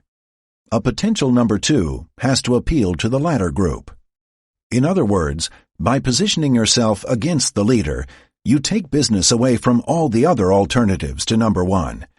If old people drink Coke and young people drink Pepsi, there's nobody left to drink Royal Crown Cola. Yet, too many potential number two brands try to emulate the leader. This usually is an error. You must present yourself as the alternative. Time built its reputation on colorful writing.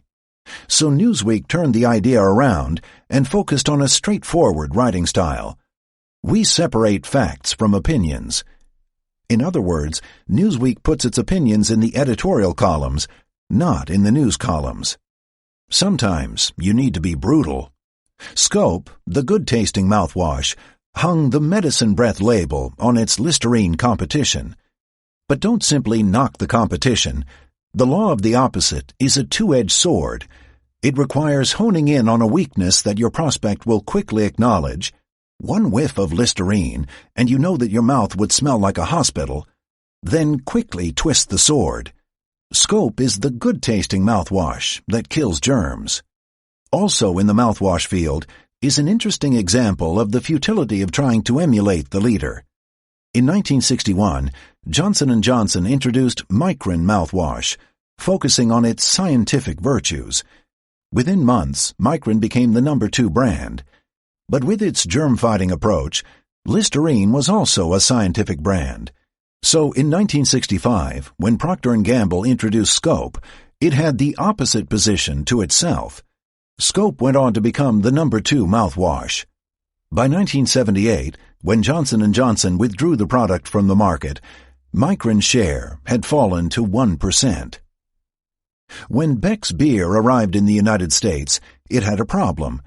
It couldn't be the first imported beer, that was Heineken, nor could it be the first German imported beer, that was Lowenbrau. It solved its problem by repositioning Lowenbrau. You've tasted the German beer that's the most popular in America. Now taste the German beer that's the most popular in Germany. Today, Beck's is the second largest selling European beer in America. When it comes to beer, Americans trust German mouths more than they do their own mouths. This is a rare example of overturning the law of leadership and manipulating perceptions in the mind. All this is academic today, since Lowenbrau is now brewed in America. As a product gets old, it often accrues some negative baggage. This is especially true in the medical field. Take aspirin, a product introduced in 1899.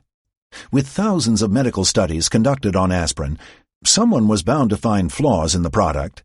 Sure enough, they found stomach bleeding, just in time for the 1955 launch of Tylenol. With all the stomach bleeding publicity, Tylenol quickly was able to set itself up as the alternative. For the millions who should not take aspirin, said the Tylenol advertising. Today, Tylenol outsells aspirin and is the largest-selling single product in American drugstores. Stolichnaya was able to hang the label of fake Russian vodka on American vodkas such as Smirnoff, Samovar, and Wolfschmidt by simply pointing out that they came from places like Hartford, Connecticut, Shenley, Pennsylvania, and Lawrenceburg, Indiana. Stolichnaya comes from Leningrad, Russia, making it the real thing. There has to be a ring of truth about the negative if it is to be effective. One of the classic examples of hanging a negative on a competitor is an advertisement that Royal Dalton China ran about its main U.S. competitor. The headline said it all. Royal Dalton, the China of Stoke-on-Trent, England, versus Lennox, the China of Pomona, New Jersey. The ad exploited the fact that many people thought Lennox was an imported China. By repositioning Lennox where it really belonged, in Pomona, New Jersey, Royal Dalton was able to establish itself as the real English China. Reason? Most people have a hard time imagining craftsmen making fine white-bone china in a tacky-sounding place like Pomona, New Jersey. When the folks in England saw the ad, they howled with laughter. It turns out that Stoke-on-Trent is just as tacky as Pomona. Marketing is often a battle for legitimacy. The first brand that captures the concept is often able to portray its competitors as illegitimate pretenders. A good number 2 can't afford to be timid. When you give up focusing on number 1, you make yourself vulnerable, not only to the leader, but to the rest of the pack. Take the sad story of Burger King in recent years. Times have been difficult for this number 2 in hamburgers. It has been through many management changes, new owners, and a parade of advertising agencies. It doesn't take much of a history review to see what went wrong. Burger King's most successful years came when it was on the attack. It opened with Have It Your Way, which twitted McDonald's mass manufacturing approach to hamburgers. Then it hit McDonald's with Broiling, Not Frying, and The Whopper Beats the Big Mac. All these programs reinforced the number 2 alternative position. Then, for some unknown reason, Burger King ignored the law of the opposite. It got timid and stopped attacking McDonald's. The world was introduced to Herb the Nerd, the best food for fast times. We do it the way you do it. You've got to break the rules. And on and on. It even started a program to attract little kids, the mainstay of McDonald's strength. This is no way to stay a strong number 2. Burger King's sales per unit declined and have never returned to the level they were when it was on the attack. Burger King made the mistake of not taking the opposite tack. 10. The law of division. Over time, a category will divide and become 2 or more categories. Like an amoeba dividing in a petri dish, the marketing arena can be viewed as an ever-expanding sea of categories.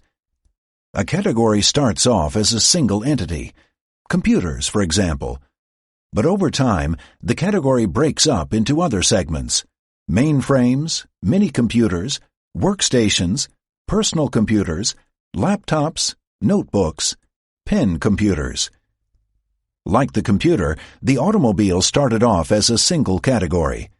3 brands, Chevrolet, Ford, and Plymouth, dominated the market. Then the category divided. Today we have luxury cars, moderately priced cars, and inexpensive cars, full-size, intermediate, and compacts, sports cars, 4-wheel drive vehicles, RVs, and minivans. In the television industry, ABC, CBS, and NBC once accounted for 90% of the viewing audience. Now we have network, independent, cable, pay, and public television, and soon we'll have in-store and interactive television. Beer started the same way. Today we have imported and domestic beer, premium and popular priced beers, light, draft, and dry beers, even non-alcoholic beer. The law of division even affects countries. Witness the mess in Yugoslavia. In 1776, there were about 35 empires, kingdoms, countries, and states in the world. By World War II, the number had doubled. By 1970, there were more than 130 countries. Today, some 190 countries are generally recognized as sovereign nations. Look at the music field. It used to be classical and popular music. To stay on top of the popular music field, you could watch Your Hit Parade, which featured the top 10 hits of the week. Radio adopted the same idea with a top 40 format. Today, top 40 is falling apart because there isn't one list anymore. Billboard, the Bible of the music business, has 11 separate hit lists: classical, contemporary jazz, country, crossover, dance, Latin, jazz, pop, rap, rhythm and blues, and rock. And 11 leaders for the 11 categories. They recently included Itzhak Perlman, Foreplay, Garth Brooks, Luciano Pavarotti, Michael Jackson, Mi Mayor Necesidad, Dave Grusin, Enya, Public Enemy, Vanessa Williams, and Bruce Springsteen. Each segment is a separate, distinct entity. Each segment has its own reason for existence, and each segment has its own leader, which is rarely the same as the leader of the original category. IBM is the leader in mainframes, DEC in minis, Sun in workstations, and so on. Instead of understanding this concept of division, many corporate leaders hold the naive belief that categories are combining. Synergy and its kissing cousin, the corporate alliance, are the buzzwords in the boardrooms of America. IBM, according to the New York Times, is poised to take advantage of the coming convergence of whole industries, including television, music, publishing, and computing. IBM's strongest suit, says the Times, in the expected convergence of cable and telephone networks with computer and television manufacturers, may be technology that it has developed to create extremely high-speed networks. See Chapter 20, The Law of Hype. It won't happen. Categories are dividing, not combining. Also, look at the much-touted category called financial services. In the future, according to the press, we won't have banks, insurance companies, stockbrokers, or mortgage lenders. We'll have financial services companies. It hasn't happened yet. Prudential, American Express, and others have fallen into the financial services trap. Customers don't buy financial services. They buy stocks or life insurance or bank accounts, and they prefer to buy each service from a different company. The way for the leader to maintain its dominance is to address each emerging category with a different brand name, as General Motors did in the early days with Chevrolet, Pontiac, Oldsmobile, Buick, and Cadillac, and recently with Geo and Saturn.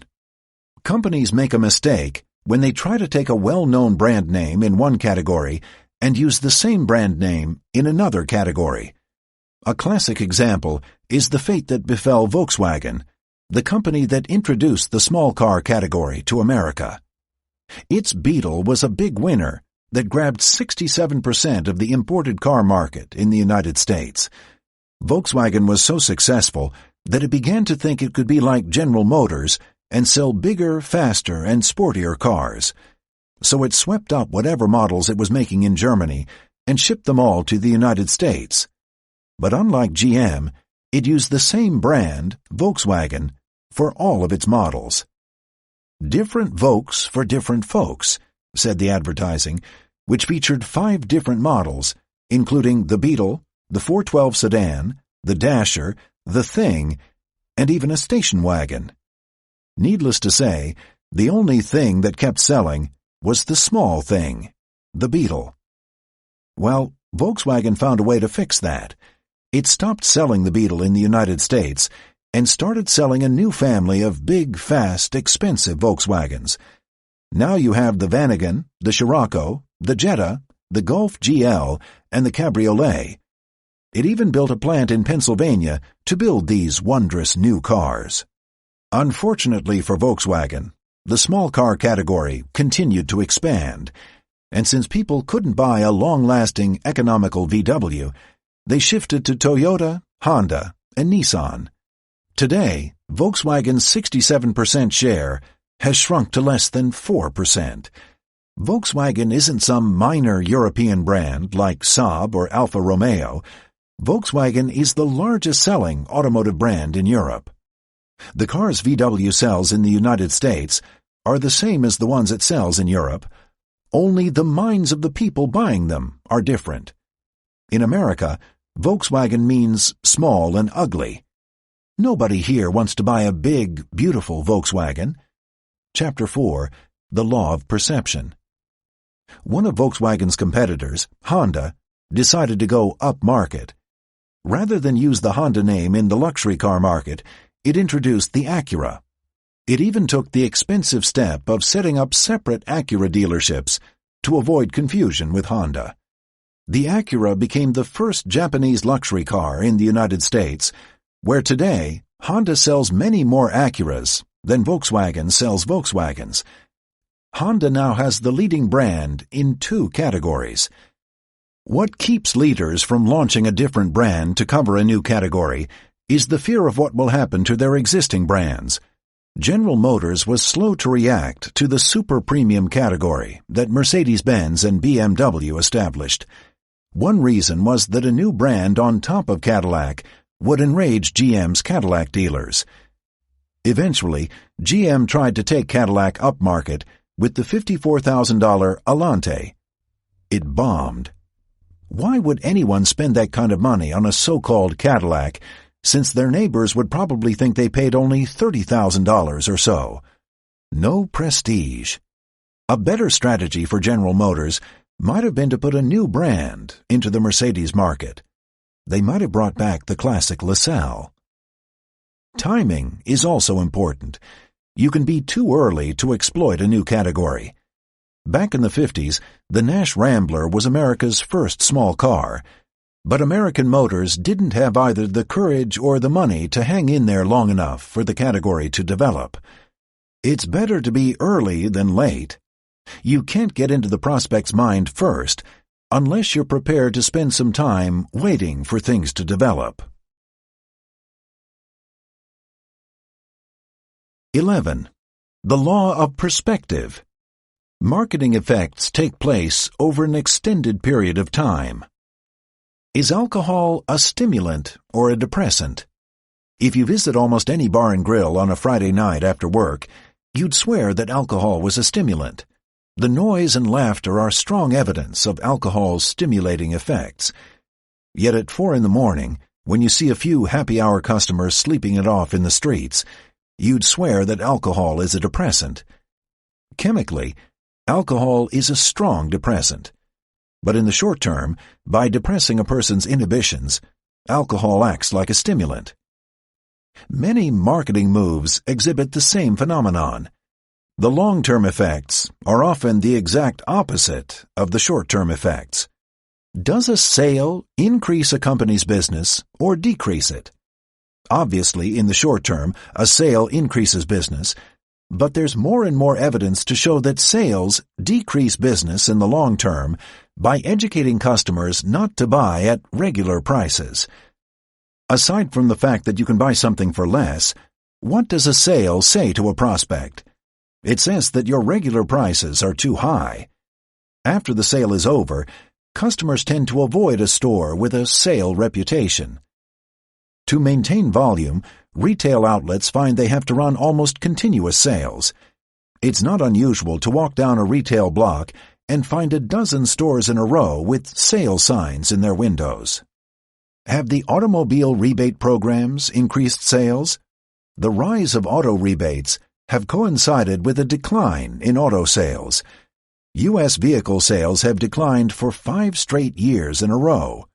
The largest furniture company in the New York City area, Siemens, has been running a sale every week.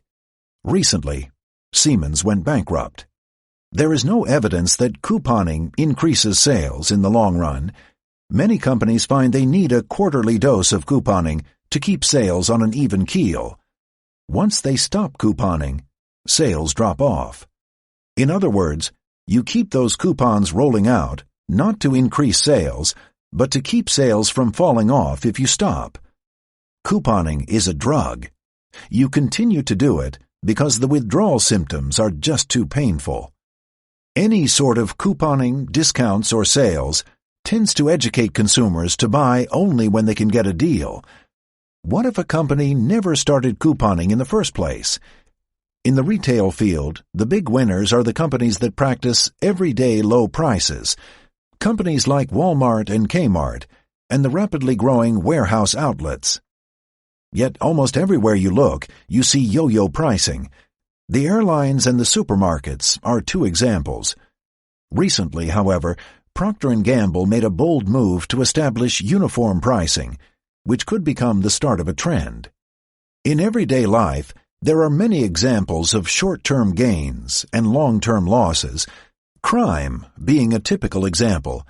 If you rob a bank for $100,000 and wind up spending 10 years in jail, you either made $100,000 for a day's work or $10,000 a year for 10 years of labor. It depends on your point of view. Inflation can give an economy a short-term jolt, but in the long run, inflation leads to recession. The nuts in Brazil haven't figured this out yet. In the short term, overeating satisfies the psyche, but in the long term, it causes obesity and depression. In many other areas of life, spending money, taking drugs, having sex, the long-term effects of your actions are often the opposite of the short-term effects. Why then is it so hard to comprehend that marketing effects take place over an extended period of time? Take line extension. In the short term, line extension invariably increases sales. The beer industry clearly illustrates this effect. In the early 70s, Miller High Life was barreling along with sales increases averaging 27% a year.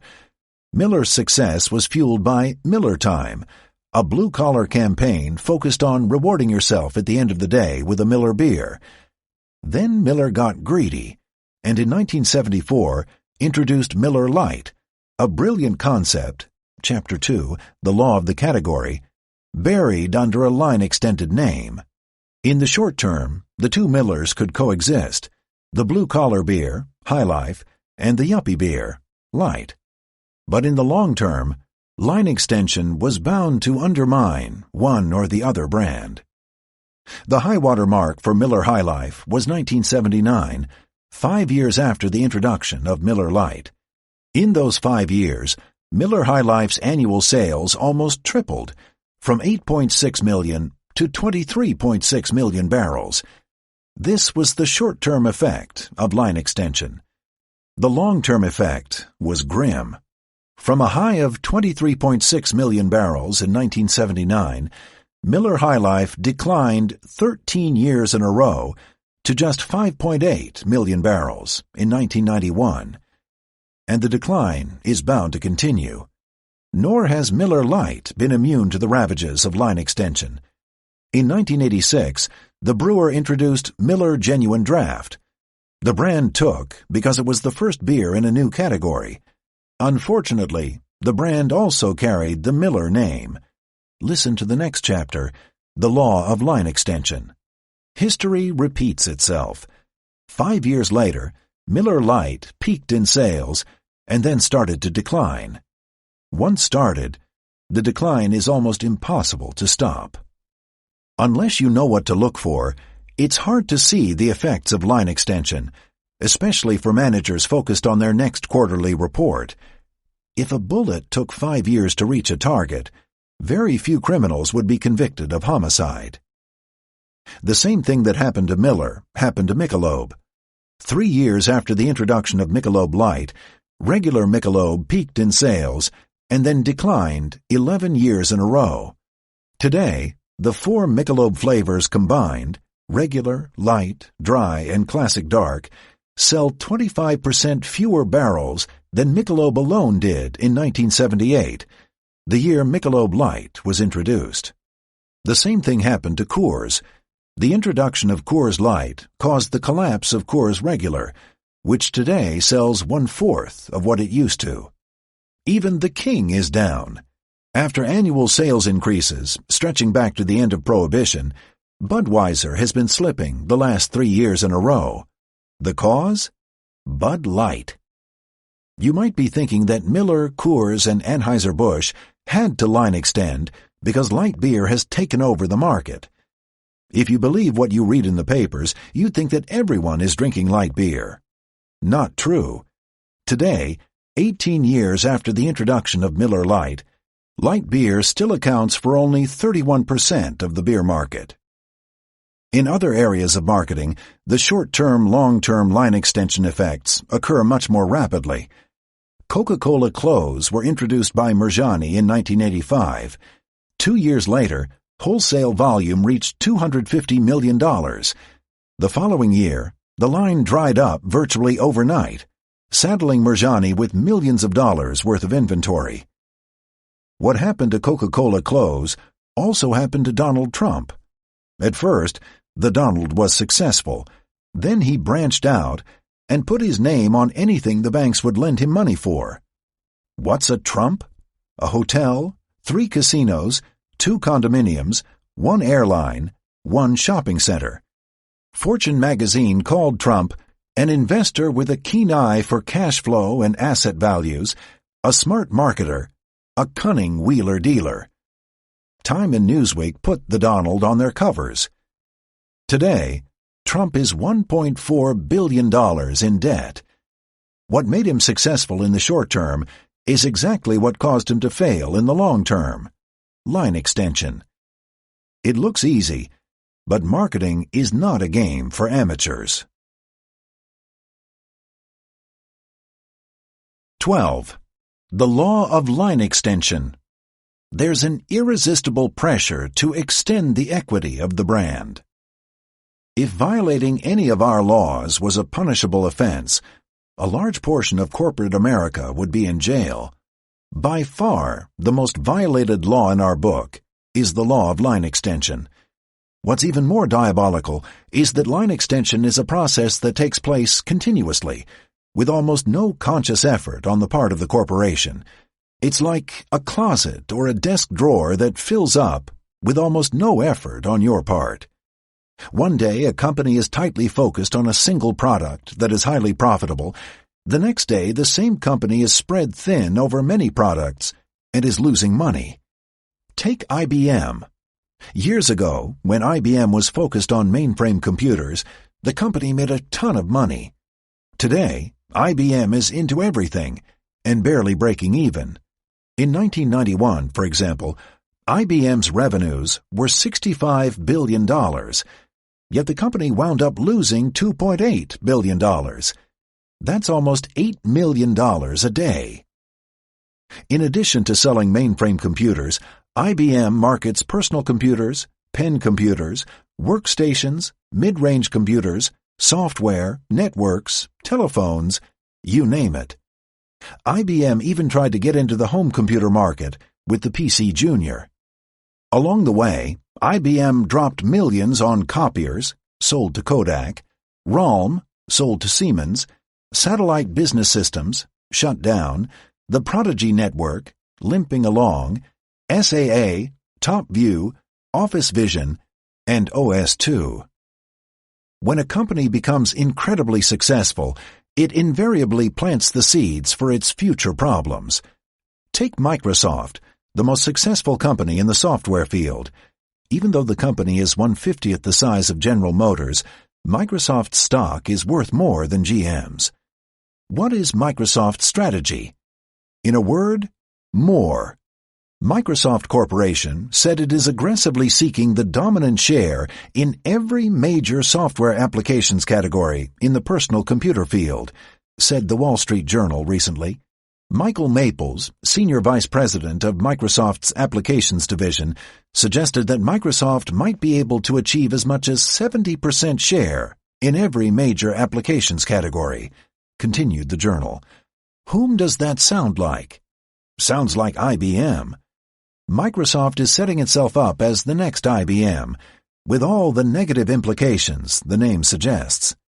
Microsoft is the leader in personal computer operating systems, but it trails the leaders in each of the following major categories. Spreadsheets, Lotus is the leader. Word processing, WordPerfect is the leader. And business graphics, Harvard Graphics from SPC Software Publishing is the leader. Microsoft keeps puffing itself up by expanding into new categories, such as pen computers. Recently, Microsoft bought Fox Software for $170 million in order to get into the database software field. What do you bet the company kills the Fox and changes it to Microsoft? There are ominous signs of softness in Microsoft's strategy. The Economist reported in early 1992, Mr. Gates is putting together a range of products based on a common core of technology that will compete across virtually the whole of the software industry, from big computers to small ones, and from operating systems in the information engine room to graphics programs that draw every picture for executives. Nobody in the software industry has yet managed a venture of that complexity, though IBM has tried and failed. When you try to be all things to all people, you inevitably wind up in trouble. I'd rather be strong somewhere, said one manager, than weak everywhere. In a narrow sense, line extension involves taking the brand name of a successful product, e.g. A1 steak sauce, and putting it on a new product you plan to introduce, e.g. A1 poultry sauce. It sounds so logical. We make A1, a great sauce that gets the dominant share of the steak business, but people are switching from beef to chicken. So let's introduce a poultry product. And what better name to use than A1? That way people will know the poultry sauce comes from the makers of that great steak sauce, A1. But marketing is a battle of perception, not product. In the mind, A1 is not the brand name, but the steak sauce itself. Would you pass me the A1? Asks the diner. Nobody replies, A1 what? In spite of an $18 million advertising budget, the A1 poultry launch was a dismal failure. There are as many ways to line extend as there are galaxies in the universe, and new ways get invented every day. In the long run, and in the presence of serious competition, line extensions almost never work. Creating flavors is a popular way to try to grab market share. More flavors, more share. Sounds right, but it doesn't work. Back in 1978, when 7-Up was simply the lemon-lime Uncola, it had a 5.7% share of the soft drink market. Then the company added 7-Up Gold, Cherry 7-Up, and assorted diet versions. Today, 7-Up's share is down to 2.5%. Wherever you look, you'll find line extensions, which is one reason why stores are choked with brands. There are 1,300 shampoos, 200 cereals, 250 soft drinks. Invariably, the leader in any category is the brand that is not line extended. Take baby food, for example. Gerber has 72% of the market, way ahead of Beechnut and Heinz, the two line-extended brands.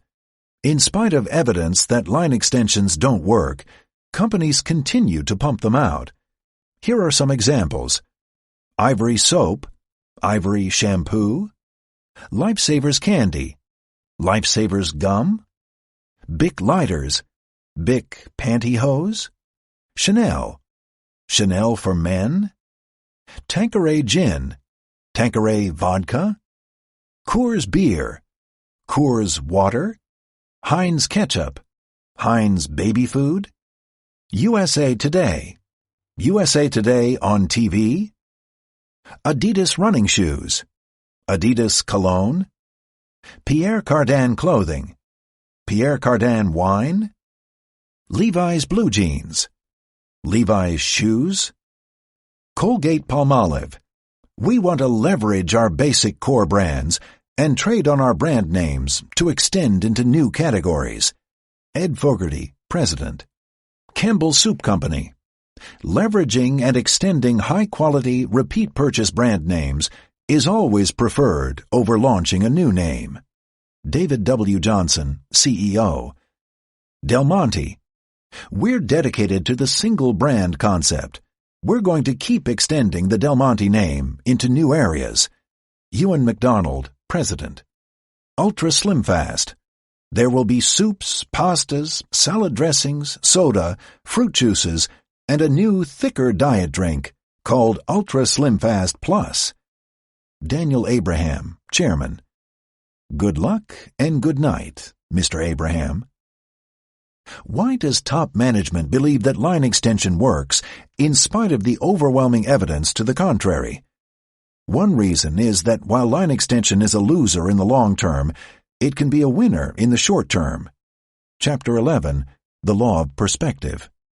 Management is also blinded by an intense loyalty to the company or brand. Why else would PepsiCo have introduced Crystal Pepsi in spite of the failures of Pepsi Light and Pepsi AM? More is less. The more products, the more markets, the more alliances a company makes, the less money it makes. Full speed ahead in all directions seems to be the call from the corporate bridge. When will companies learn that line extension ultimately leads to oblivion? Less is more. If you want to be successful today, you have to narrow the focus in order to build a position in the prospect's mind. What does IBM stand for? It used to stand for mainframe computers. Today, it stands for everything, which means it stands for nothing. Why is Sears Roebuck in trouble? Because the company tried to be all things to all people. Sears was big in hard goods, so it went into soft goods and then fashion. The company even hired Cheryl Tiegs. Do fashion models really buy their miniskirts at Sears? In the conventional view, a business strategy usually consists of developing an all-encompassing vision. In other words, what concept or idea is big enough to hold all of a company's products and services on the market today, as well as those that are planned for the future? In the conventional view, strategy is a tent. You stake out a tent big enough so it can hold everything you might possibly want to get into. IBM has erected an enormous computer tent. Nothing in the computer field, today or in the future, will fall outside the IBM tent. This is a recipe for disaster. As new companies, new products, new ideas invade the computer arena, IBM is going to get blown away. You can't defend a rapidly growing market like computers, even if you are a financial powerhouse like IBM. From a strategic point of view, You have to be much more selective, picking and choosing the area in which to pitch your tent. Strategically, General Motors is in the same boat as IBM. GM is into anything and everything on wheels: sedans, sports cars, cheap cars, expensive cars, trucks, minivans, even electric cars. So what is GM's business strategy? If it runs on the road or off the road, we'll chase it. For many companies, line extension is the easy way out. Launching a new brand requires not only money, but also an idea or concept. For a new brand to succeed, it ought to be the first in a new category, Chapter 1, the Law of Leadership, or the new brand ought to be positioned as an alternative to the leader, Chapter 9, the Law of the Opposite. Companies that wait until a new market has developed often find these two leadership positions already preempted, so they fall back on the old reliable line extension approach. The antidote for line extension is corporate courage, a commodity in short supply. 13. The law of sacrifice. You have to give up something in order to get something. The law of sacrifice is the opposite of the law of line extension. If you want to be successful today, you should give something up. There are 3 things to sacrifice: product line, target market, and constant change. First, the product line. Where is it written that the more you have to sell, the more you sell? The full line is a luxury for a loser. If you want to be successful, you have to reduce your product line, not expand it. Take Emery Air Freight. Emery was in the air freight services business. Anything you wanted to ship, you could ship via Emery. Small packages, large packages, overnight service, delayed service. From a marketing point of view, what did Federal Express do? It concentrated on one service: small packages overnight. Today, Federal Express is a much bigger company than Emery. The power of the sacrifice for Federal Express was being able to put the word overnight in the mind of the prospect. When it absolutely positively had to be there overnight, you would call Federal Express. Then what did Federal Express do? The company did the same thing Emery did. It threw away its overnight position by buying Tiger International's Flying Tiger cargo line for $880 million. Now, Federal Express is a worldwide air cargo company without a worldwide position. In just 21 months, Federal Express lost $1.1 billion in its international operations. Marketing is a game of mental warfare. It's a battle of perceptions, not products or services. In the mind of the prospect, Federal Express is the overnight company. Federal Express owns the overnight position. When the market turned international, Federal Express faced a classic marketing dilemma. Should it try to take a domestic name into the international field, or should it create a new worldwide name? Furthermore, how should it deal with DHL, the company that got into the international field first? It's bad enough that Federal Express walked away from the overnight idea. What's worse is that it didn't replace the idea with a new one. Eveready was the longtime leader in batteries, but new technology arrived, as it does in most industries. The first technology to change the battery business was the heavy-duty battery. What would you call your heavy-duty battery if you had the #1 name in batteries? You'd probably call it the Eveready heavy-duty battery, which is what Eveready did. Then the alkaline battery arrived. Again, Eveready called its alkaline battery the Eveready alkaline battery. It seemed to make sense. Then P.R. Mallory introduced a line of alkaline batteries only. Furthermore, the company gave the line a better name: Duracell. The power of the sacrifice for Duracell was in being able to put the long-lasting battery idea in the mind of the prospect. Duracell lasts twice as long as Eveready, said the advertising. Eveready was forced to change the name of its alkaline battery to the Energizer, but it was too late. Duracell had already become the leader in the battery market. The world of business is populated by big, highly diversified generalists and small, narrowly focused specialists. If line extension and diversification were effective marketing strategies, you'd expect to see the generalists riding high. But they're not. Most of them are in trouble. The generalist is weak. Take Kraft, for example. Everybody thinks Kraft is a strong brand name. In jellies and jams, Kraft has 9% of the market. But Smucker's has 35%. Kraft means everything. But with a name like Smucker's, it has to be jelly or jam because that's all Smucker's makes. In mayonnaise, Kraft has 18% of the market, but Hellmann's has 42%. Kraft does have a leading brand in terms of market share. However, its name isn't Kraft, it's Philadelphia. Philadelphia brand cream cheese has 70% of the cream cheese market. Take the retail industry. Which retailers are in trouble today? The department stores. And what's a department store? A place that sells everything. That's a recipe for disaster. Campo, L.J. Hooker, and Gimbel's all wound up in bankruptcy court. Ames department stores filed for bankruptcy. Hills department stores filed for bankruptcy. Macy's, the owner of the world's largest store, filed for bankruptcy. Interstate department stores also went bankrupt, so the company looked at the books and decided to focus on the only product it made money on, toys. As long as Interstate was going to focus on toys, it decided to change its name to Toys R Us.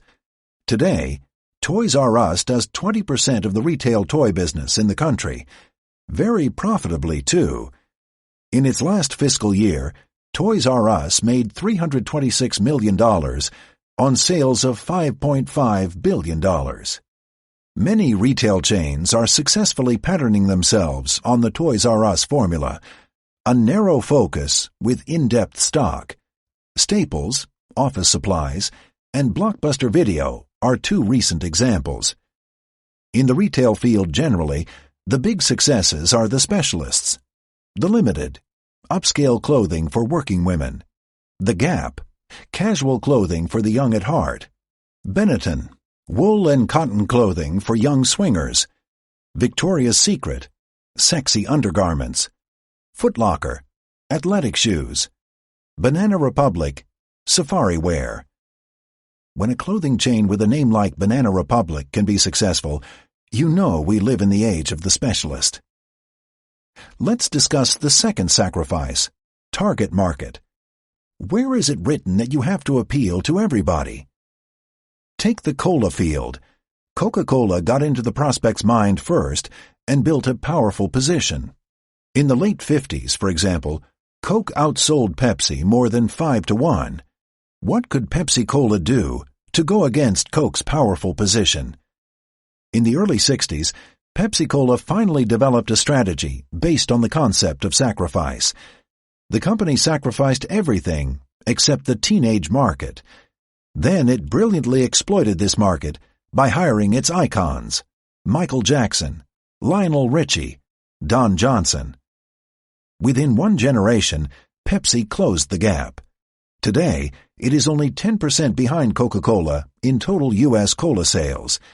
In the supermarket, Pepsi-Cola actually outsells Coca-Cola. In spite of Pepsi-Cola's success, however, the pressure for enlarging the tent is always present. Recently, it succumbed to temptation. According to Advertising Age, Pepsi-Cola Company has outgrown the Pepsi generation. In a major marketing shift, flagship Pepsi will be pitched as the soft drink for the masses. Gotta have it is Pepsi's new theme. The advertising shows older people like Yogi Berra and Regis Philbin drinking Pepsi. The one drawback of Pepsi advertising in the past has been a little too much focus on youth, says Phil Dusenberry of Pepsi's ad agency BBDO. We could have made greater gains had we expanded our horizons to catch a wider net and catch more people. According to Fortune magazine, Coca-Cola is the world's most powerful trademark.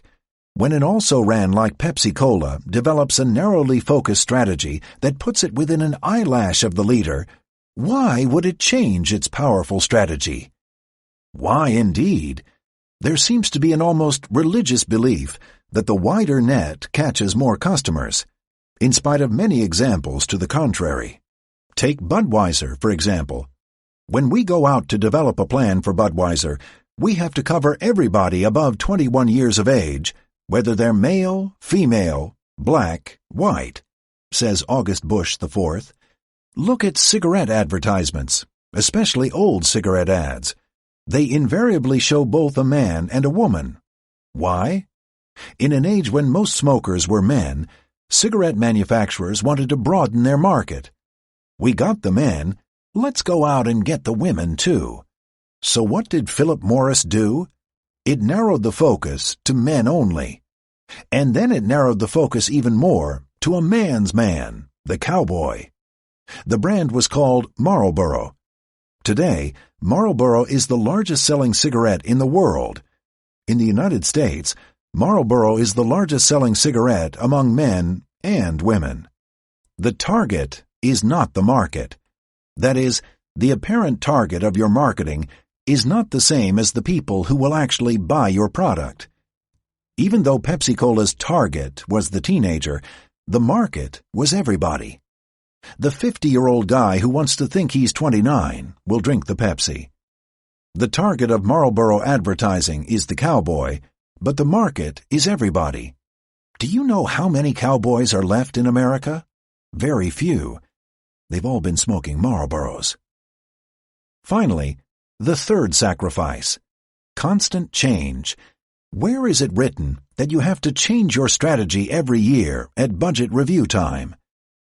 If you try to follow the twists and turns of the market, you are bound to wind up off the road.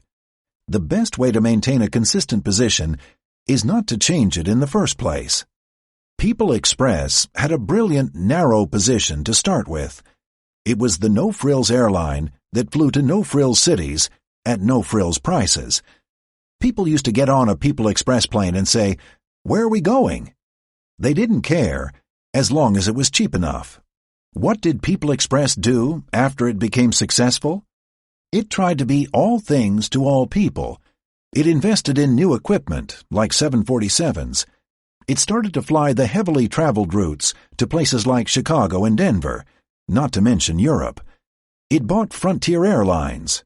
It added frills, like first-class sections. People Express promptly lost altitude and only escaped bankruptcy court by selling itself to Texas Air, which did it for them. White Castle, on the other hand, has never changed its position. A White Castle today not only looks the same as a White Castle did 60 years ago, it also sells the same frozen sliders at unbelievably low prices. Would you believe the average White Castle does more than $1 million a year in revenues? That's more than Burger King, and not too far behind McDonald's. Good things come to those who sacrifice. 14. The Law of Attributes. For every attribute, there is an opposite effective attribute. In Chapter 6, The Law of Exclusivity, we made the point that you can't own the same word or position that your competitor owns. You must find your own word to own. You must seek out another attribute. Too often, a company attempts to emulate the leader. They must know what works, goes the rationale, so let's do something similar. Not good thinking. It's much better to search for an opposite attribute that will allow you to play off against the leader. The key word here is opposite. Similar won't do. Coca-Cola was the original and thus the choice of older people. Pepsi successfully positioned itself as the choice of the younger generation. Since Crest owned cavities, other toothpastes avoided cavities and jumped on other attributes like taste, whitening, breath protection, and more recently, baking soda. Marketing is a battle of ideas. So if you are to succeed, you must have an idea or attribute of your own to focus your efforts around. Without one, you would better have a low price. A very low price. Some say all attributes are not created equal. Some attributes are more important to customers than others. You must try and own the most important attribute. Cavity prevention is the most important attribute in toothpaste. It's the one to own. But the law of exclusivity points to the simple truth that once an attribute is successfully taken by your competition, it's gone. You must move on to a lesser attribute and live with a smaller share of the category. Your job is to seize a different attribute, dramatize the value of your attribute, and thus increase your share. For many years, IBM dominated the world of computers with its attributes of big and powerful. Companies that tried to move in on those attributes had little success. RCA, GE, Univac, Burroughs, Honeywell, NCR, and Control Data lost a lot of money on mainframe computers. Then an upstart from Boston went for the attribute of small, and the mini-computer was born. They probably laughed in Armonk because they knew corporate America wanted big and powerful. Today, small has grown to such proportions that IBM's vast mainframe empire is in serious trouble. A company that never laughs at new attributes that are exactly the opposite of their current products is Gillette, the world's #1 razor blade maker. Its dominance revolves around its high-technology razors and cartridge systems. When an upstart from France brought an opposite attribute to the category in the form of a disposable razor, Gillette could have laughed and wheeled out its research on how America wants hefty, expensive, high-technology razors. But it didn't. Instead, Gillette jumped in with a disposable razor of its own, called Good News.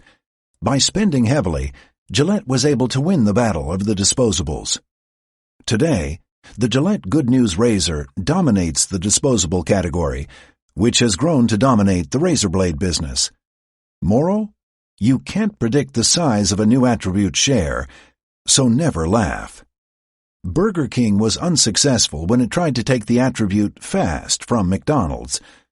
What should Burger King have done? Use the opposite attribute? The exact opposite attribute, slow, won't do for a fast food place, although there is an element of slowness in Burger King's broiling concept. A single trip to any McDonald's should be enough to find another attribute that McDonald's owns: kids. This is indeed the place to which kids drag their parents, and McDonald's has the swing sets to prove it. This sets up an opportunity vividly demonstrated by the Coke and Pepsi battle. If McDonald's owns kids, then Burger King has the opportunity to position itself for the older crowd, which includes any kid who doesn't want to be perceived as a kid. That generally works out to be everyone over the age of 10. Not a bad market. To make the concept work, Burger King would have to invoke the law of sacrifice and give all the little kids to McDonald's. While this might mean getting rid of a few swing sets, it also allows Burger King to hang Kittyland on McDonald's. Chapter 9, The Law of the Opposite.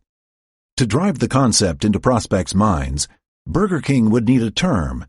It could be grow up. Grow up to the flame-broiled taste of Burger King. The new concept for Burger King would strike fear and terror in the boardroom at McDonald's. Always a good sign of an effective program. 15. The Law of Candor.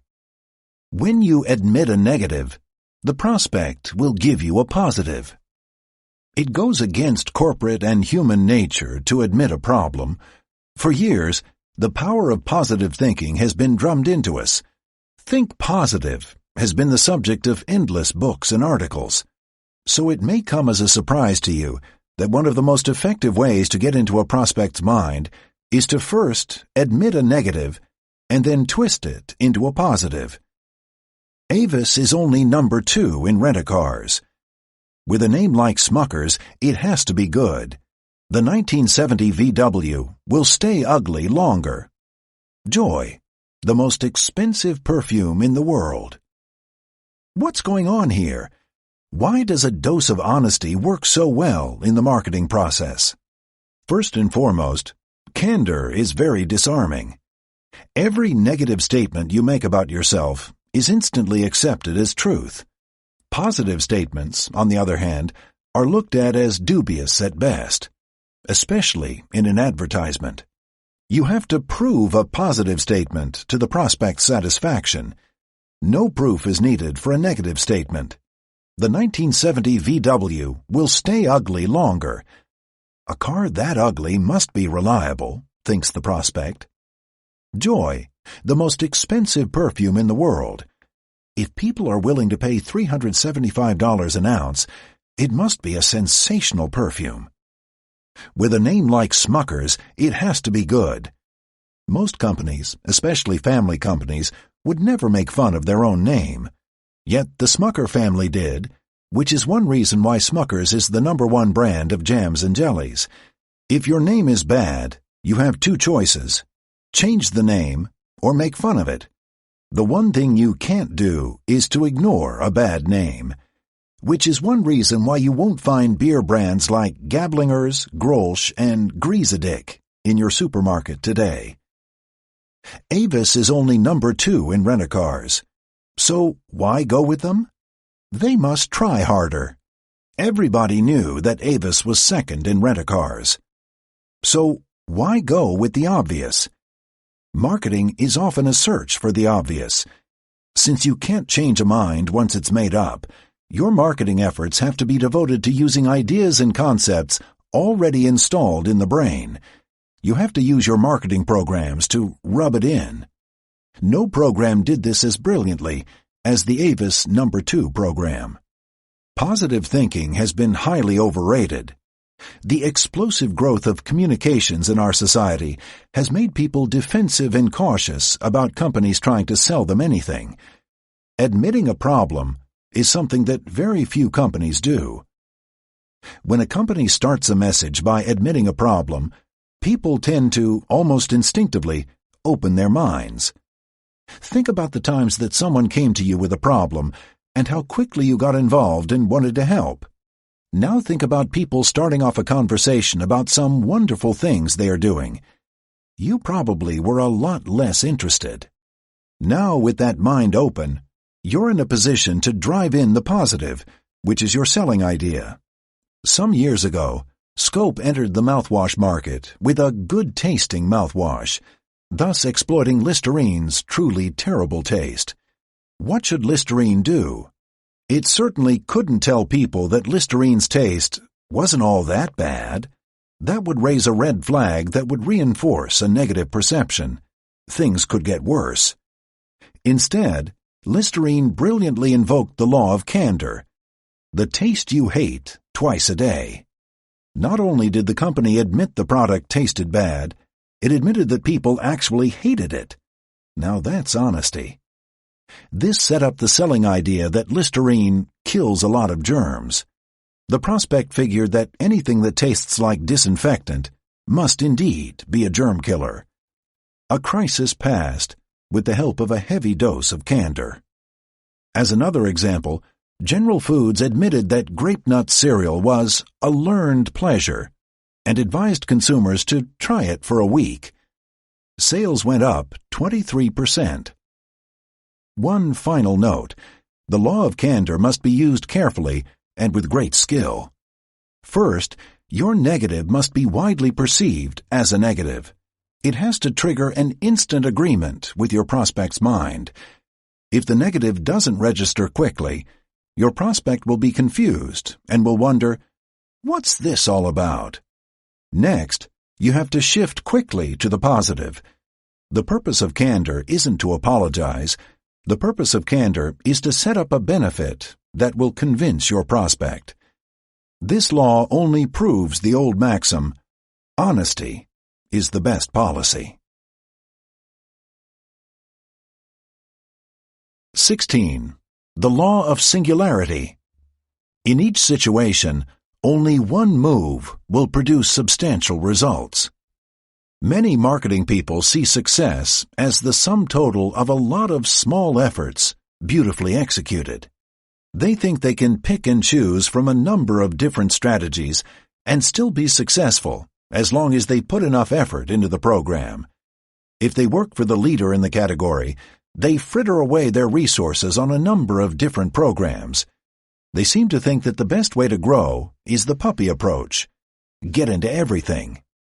If they're not with the leader, they often end up trying to do the same as the leader, but a little better. It's like Saddam Hussein saying that all we have to do is fight a little harder and everything will work out. Trying harder is not the secret of marketing success. Whether you try hard or try easy, the differences are marginal. Furthermore, the bigger the company, the more the law of averages wipes out any real advantage of a trying harder approach. History teaches that the only thing that works in marketing is the single bold stroke. Furthermore, in any given situation, there is only one move that will produce substantial results. Successful generals study the battleground and look for that one bold stroke that is least expected by the enemy. Finding one is difficult. Finding more than one is usually impossible. Military strategist and author B.H. Liddell Hart calls this bold stroke the line of least expectation. The Allied invasion came at Normandy, a place whose tide and rocky shore the Germans felt would be an unlikely choice for a landing of any scale. So it is in marketing. Most often there is only one place where a competitor is vulnerable, and that place should be the focus of the entire invading force. The automobile industry is an interesting case in point.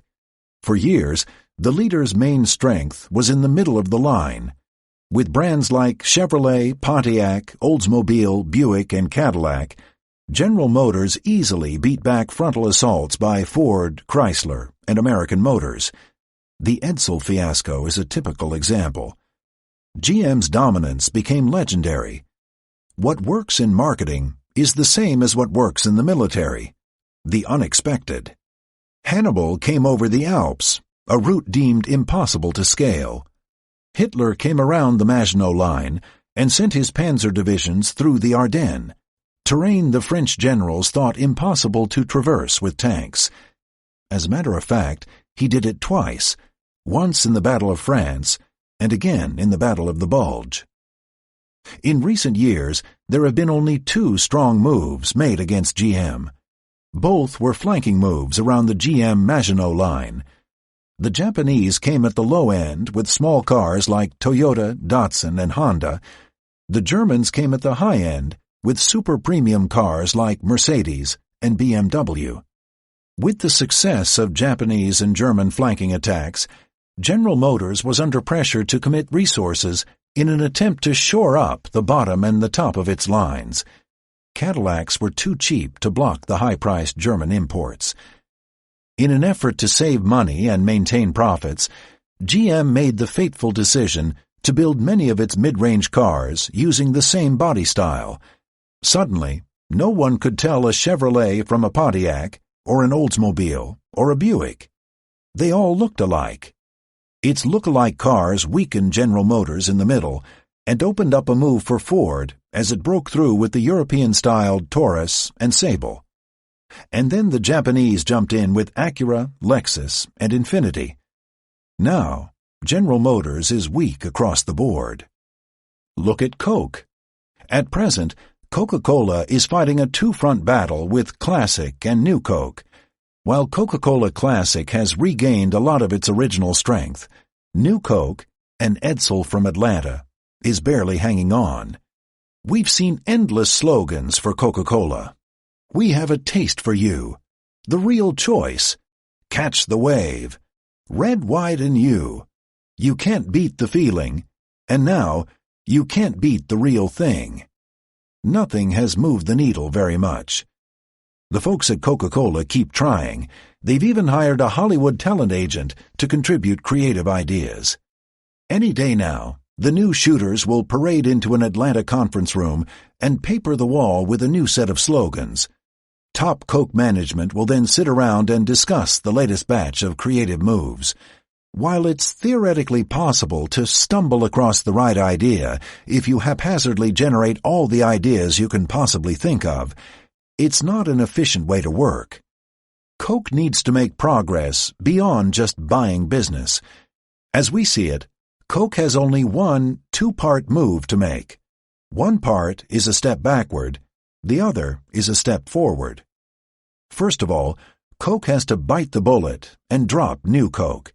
Not because it's a loser or an embarrassment, but because the existence of New Coke blocks the company from effectively using the only weapon it has.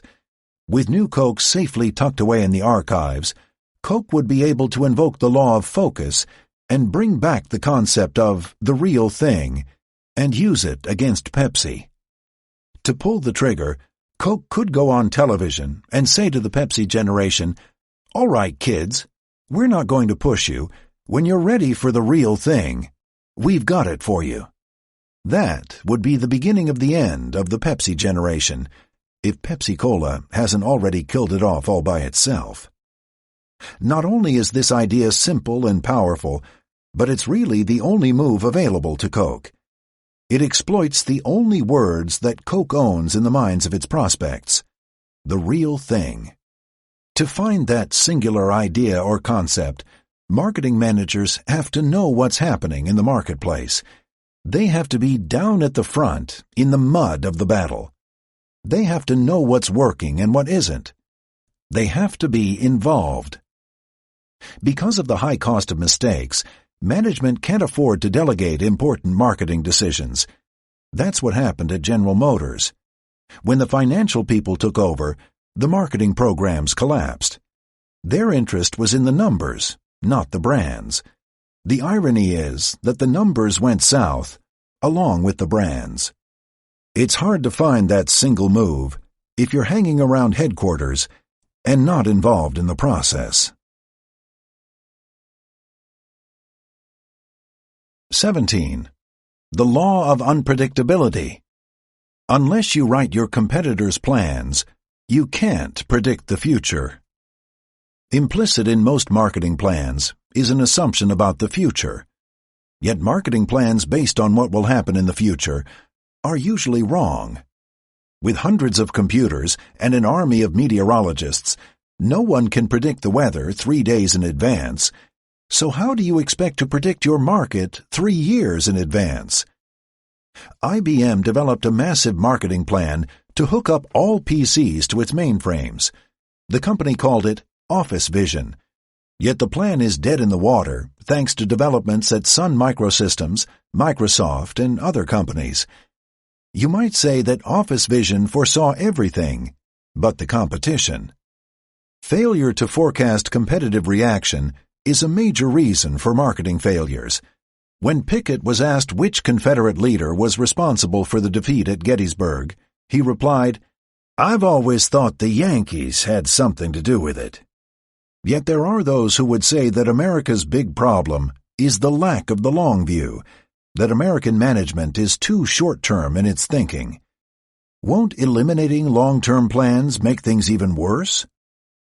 On the surface, those concerns are real. But it's important to understand what is meant by long-term versus short-term. Most of corporate America's problems are not related to short-term marketing thinking. The problem is short-term financial thinking. Most companies live from quarterly report to quarterly report. That's a recipe for problems. Companies that live by the numbers die by the numbers. Harold Janine of ITT fame is one man in recent times who best exemplifies this approach. He would wheel and deal and beat up his managers for ever-increasing earnings. Janine's efforts resulted in a house of cards that eventually fell apart. Today, ITT is a shell of what it once was. Good accounting, bad marketing. General Motors was doing fine until the financial folks took over and put the focus on the numbers instead of the brands. They allowed Alfred P. Sloan's plan of differentiated brands to fall apart. Every division head, in order to make their short-term numbers, started to chase the middle of the market. Good short-term planning is coming up with that angle or word that differentiates your product or company. Then you set up a coherent long-term marketing direction that builds a program to maximize that idea or angle. It's not a long-term plan, it's a long-term direction. Tom Monahan's short-term angle at Domino's Pizza was to come up with that home delivery idea and build a system that delivered pizzas quickly and efficiently. His long-term direction was to build the first nationwide home delivery chain as rapidly as possible. Monahan couldn't own the words home delivery until he had enough franchisees to afford national advertising. He accomplished both objectives, and today, Domino's is a $2.65 billion company with a 40% share of the home delivery business. Monahan did it all without a complex 10-year plan. So what can you do? How can you best cope with unpredictability? While you can't predict the future, you can get a handle on trends, which is a good way to take advantage of change. One example of a trend is America's growing orientation toward good health. This trend has opened the door for a number of new products, especially healthier foods. The recent runaway success of Healthy Choice frozen entrees is a clear example of a product that took advantage of this long-term trend. ConAgra introduced Healthy Choice in March 1989. Years earlier, however, there were plenty of low-sodium, low-fat light brands on the market, but these healthy ideas were buried under line extension names. ConAgra was the first to use a simple name and concept to take advantage of a trend that has been going on for years. Unfortunately, ConAgra is well on its way to confusing things with a wide array of Healthy Choice line extensions that go way beyond entrees. It is violating the law of sacrifice. The danger in working with trends is extrapolation. Many companies jump to conclusions about how far a trend will go. If you believe the prognosticators of a few years ago, everyone today is eating broiled fish or mesquite barbecued chicken. Hamburger sales are doing just fine, thank you. Equally as bad as extrapolating a trend is the common practice of assuming the future will be a replay of the present. When you assume that nothing will change, you are predicting the future just as surely as when you assume that something will change. Remember Peter's law. The unexpected always happens. While tracking trends can be a useful tool in dealing with the unpredictable future, market research can be more of a problem than a help. Research does best at measuring the past. New ideas and concepts are almost impossible to measure. No one has a frame of reference. People don't know what they will do until they face an actual decision. The classic example is the research conducted before Xerox introduced the plain paper copier. What came back was the conclusion that no one would pay 5 cents for a plain paper copy when they could get a Thermofax copy for 1.50 cents. Xerox ignored the research, and the rest is history. One way to cope with an unpredictable world is to build an enormous amount of flexibility into your organization. As change comes sweeping through your category, you have to be willing to change and change quickly if you are to survive in the long term. Yesterday, General Motors was slow to react to the small car trend. It has cost the company dearly. Today, IBM is slow to acknowledge the trend away from mainframes. It could cost the company dearly. At present, the workstation is a real threat to both mainframes and mini-computers. It offers enormous power at very low cost. If IBM is going to protect its computer leadership, the company must become a serious player in a category dominated by Sun Microsystems and Hewlett-Packard. A natural move would be to introduce a new generic. IBM's best opportunity might be to name its new line of high-powered workstations PMs, just as it did with its very successful PCs. PM could stand for Personal Mainframe. These two generic words dramatically capture the speed and power of these new desktop machines. They are also words that IBM owns in the mind. The combination would be very powerful. The only problem with a concept like this probably lies inside IBM itself. The term personal mainframe would strike terror in IBM's mainframe division as well as in its personal computer division. We suggest that the phones would ring, and the case would quickly be made that a personal mainframe would undermine these two important sources of income. It's probably true that a personal mainframe product would undermine IBM's two other main sources of revenue, but a company must be flexible enough to attack itself with a new idea. Change isn't easy, but it's the only way to cope with an unpredictable future. One final note that's worth mentioning: there's a difference between predicting the future and taking a chance on the future.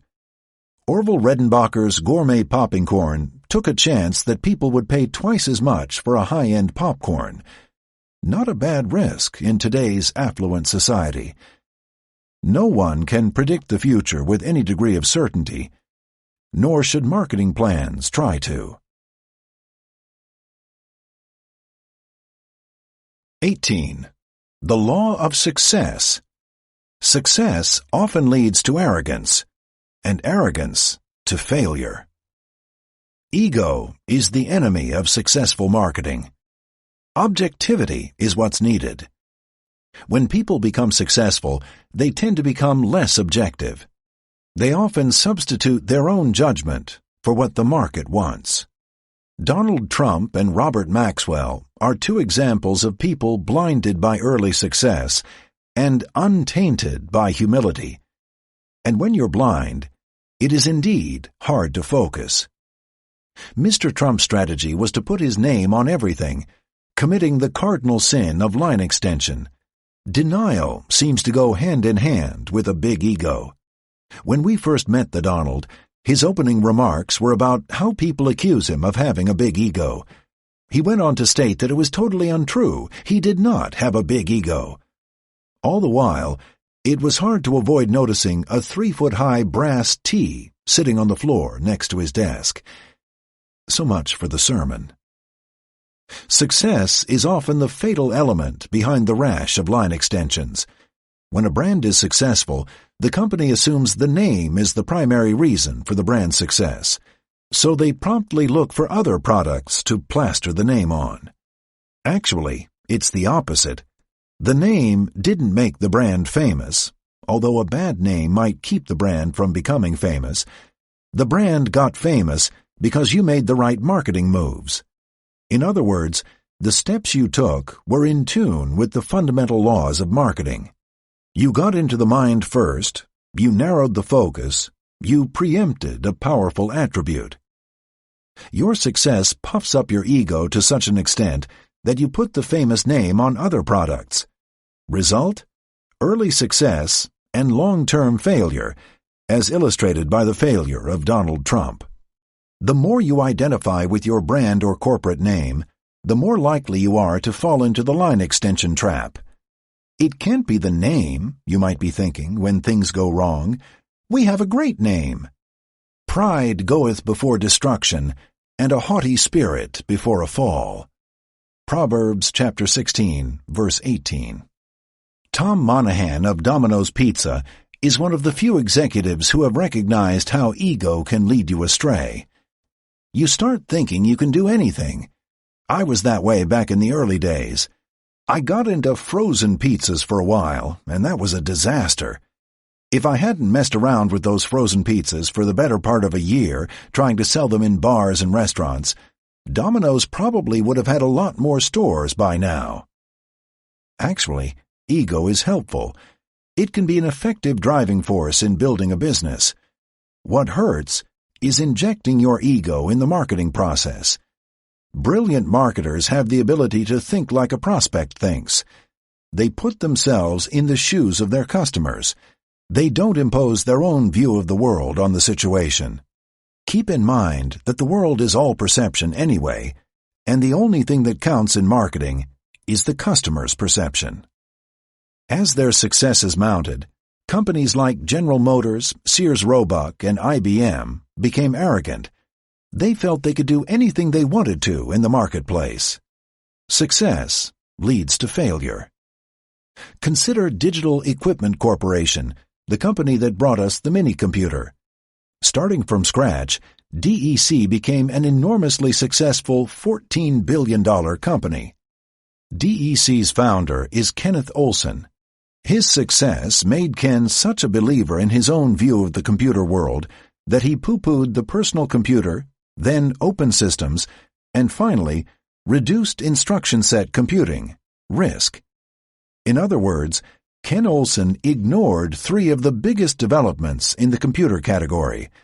A trend is like the tide. You don't fight it. Today, Ken Olson is out. The bigger the company, the more likely it is that the chief executive has lost touch with the front lines. This might be the single most important factor limiting the growth of a corporation. All other factors favor size. Marketing is war, and the first principle of warfare is the principle of force. The larger army, the larger company, has the advantage. But the larger company gives up some of that advantage if it cannot keep itself focused on the marketing battle that takes place in the mind of the customer. The shootout at General Motors between Roger Smith and Ross Perot illustrates the point. When he was on the GM board, Ross Perot spent his weekends visiting dealers and buying cars. He was critical of Roger Smith for not doing the same. "We've got to nuke the GM system," Perot said. He advocated atom-bombing the heated garages, chauffeur-driven limousines, executive dining rooms. Chauffeur-driven limousines for a company trying to sell cars? If you're a busy CEO, how do you gather objective information on what is really happening? How do you get around the propensity of middle management to tell you what they think you want to hear? How do you get the bad news as well as the good? One possibility is to go in disguise or unannounced. This is especially useful at the distributor or retailer level. In many ways, this is analogous to the king who dresses up as a commoner and mingles with his subjects. Reason? To get honest opinions of what's happening. Like kings, chief executives rarely get honest opinions from their ministers. There's too much intrigue going on at the court. Another aspect of the problem is the allocation of time. Quite often the CEO's time is taken up with too many United Way meetings, too many industry activities, too many outside board meetings, too many testimonial dinners. According to one survey, the average CEO spends 18 hours a week on outside activities. The next time waster is internal meetings. The average CEO spends 17 hours a week attending corporate meetings and 6 hours a week preparing for those meetings. Since the typical top executive works 61 hours a week, that leaves only 20 hours for everything else, including managing the operation and going down to the front. No wonder chief executives delegate the marketing function. That's a mistake. Marketing is too important to be turned over to an underling. If you delegate anything, you should delegate the chairmanship of the next fundraising drive. The Vice President of the United States, not the President, attends the state funerals. The next thing to cut back on are the meetings. Instead of talking things over, walk out and see for yourself. As Gorbachev told Reagan, it is better to see once than to hear 100 times.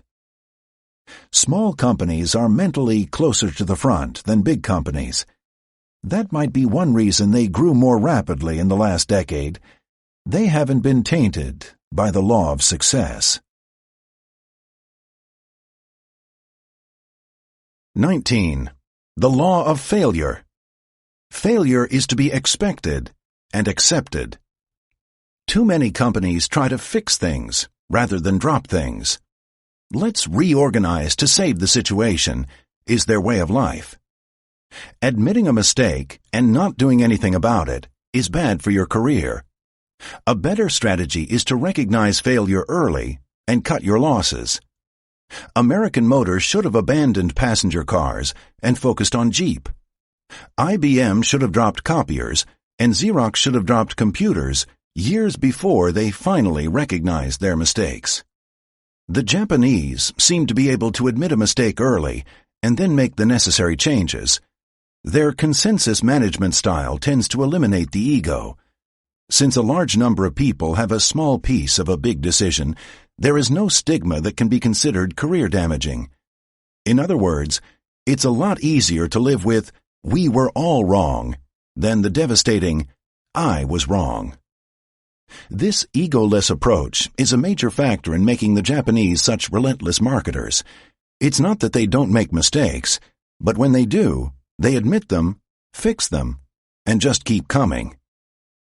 The hugely successful Walmart has another approach that enables the company to deal with failure. It's called Sam Walton's Ready, Fire, Aim approach. It's an outgrowth of his penchant for constant tinkering. Walton was well aware that nobody hits the target every time, but at Walmart, people aren't punished if their experiments fail. As Walmart's chief executive said in a Business Week article, "If you learn something and you're trying something, then you probably get credit for it. But woe to the person who makes the same mistake twice." Walmart is different from many large corporations because so far it appears to be free of an insidious disease called the personal agenda that can creep into any corporation. Marketing decisions are often made first with the decision-maker's career in mind, and second with the impact on the competition or the enemy in mind. There is a built-in conflict between the personal and the corporate agenda. This leads to a failure to take risks. It's hard to be first in a new category without sticking your neck out. When the senior executive has a high salary and a short time to retire, a bold move is highly unlikely. Even junior executives often make safe decisions so as not to disrupt their progress up the corporate ladder. Nobody has ever been fired for a bold move they didn't make. In some American companies, nothing gets done unless it benefits the personal agenda of someone in top management. This severely limits the potential marketing moves a company can make. An idea gets rejected not because it isn't fundamentally sound, but because no one in top management will personally benefit from its success. One way to diffuse the personal agenda factor is to bring it out in the open. 3M uses the champion system to publicly identify the person who will benefit from the success of a new product or venture.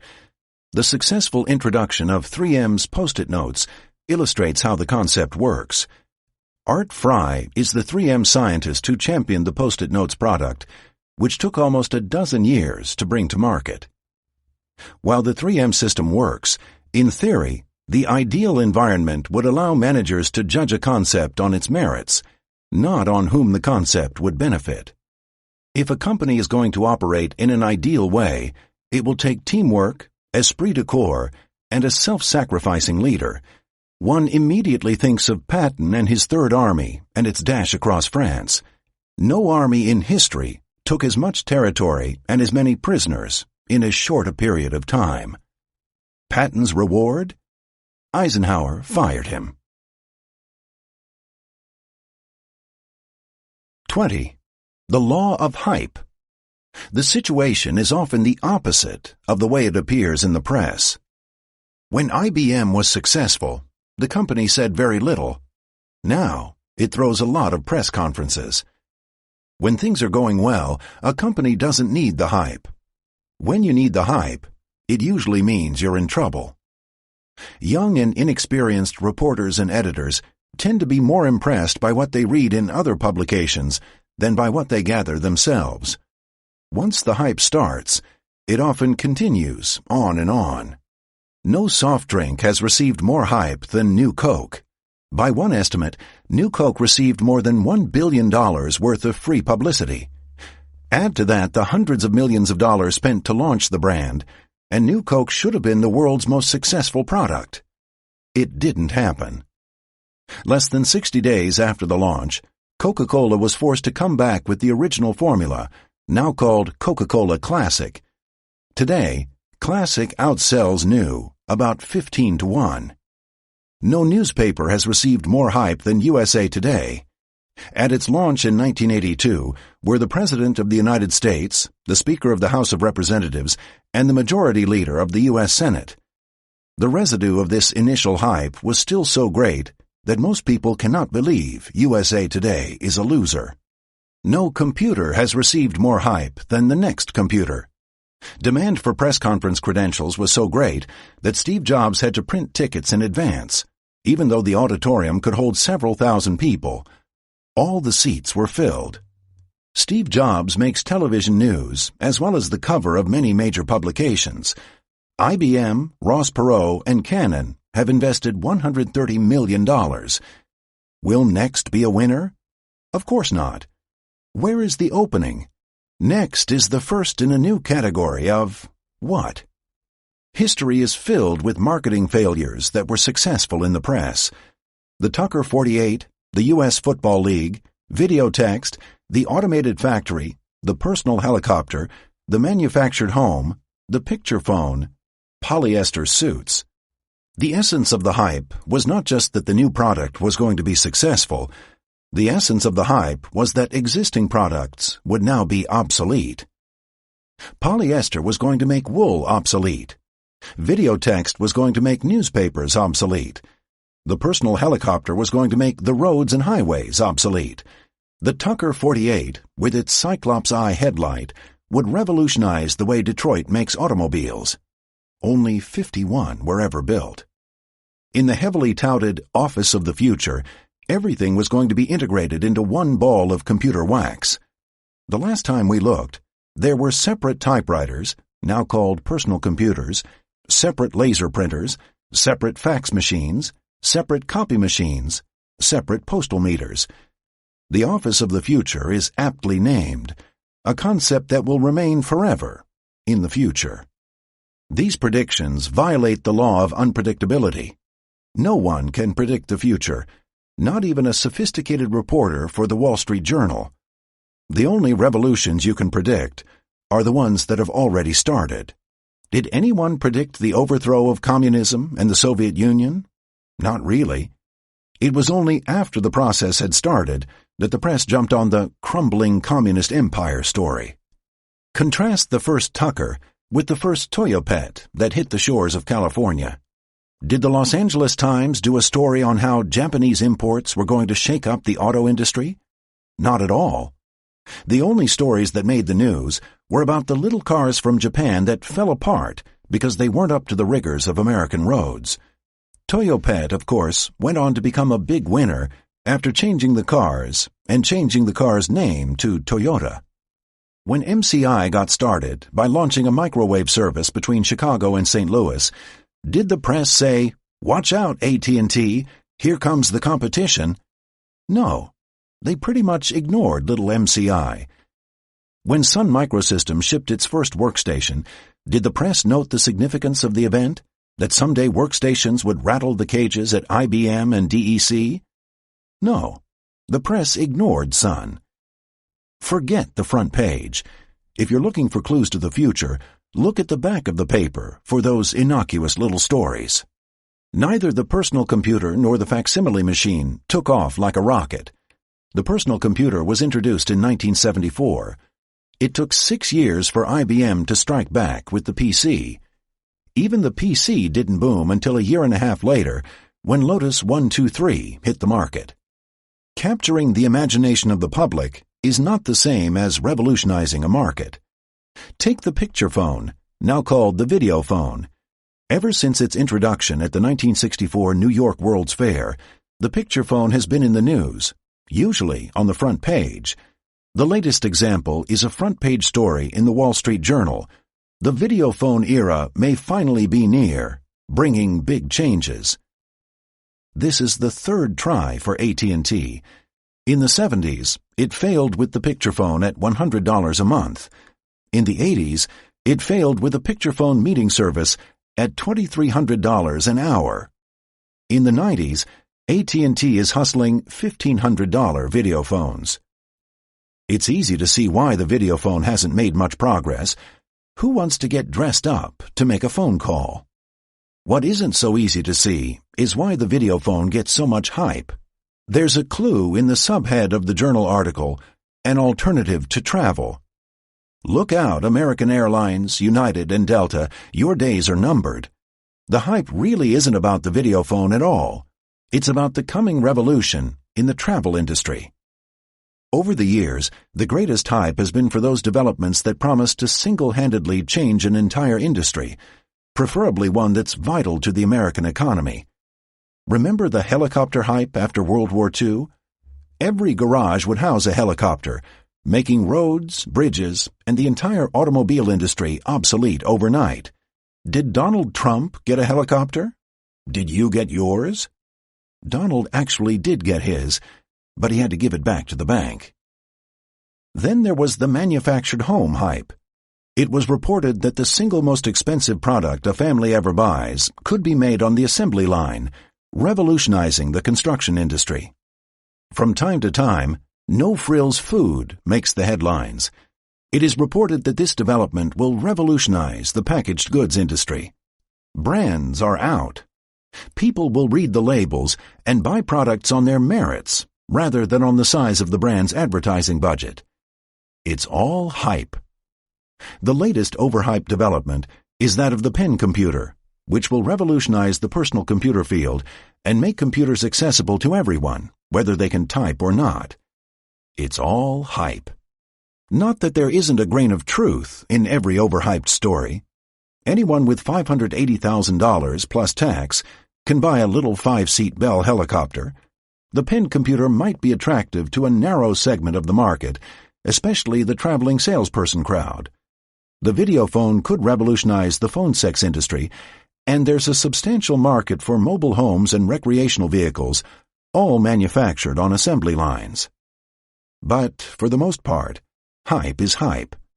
Real revolutions don't arrive at high noon with marching bands and coverage on the 6 p.m. news. Real revolutions arrive unannounced in the middle of the night and kind of sneak up on you. 21. The Law of Acceleration.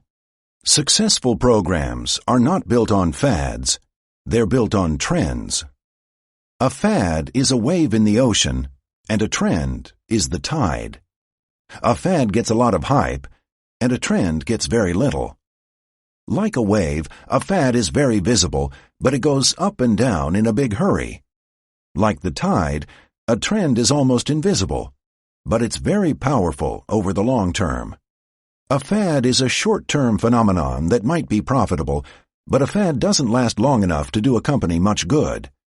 Furthermore, a company often tends to gear up as if a fad were a trend. As a result, the company is often stuck with a lot of staff, expensive manufacturing facilities, and distribution networks. A fashion, on the other hand, is a fad that repeats itself. Examples: short skirts for women and double-breasted suits for men. Halley's Comet is a fashion because it comes back every 75 years or so.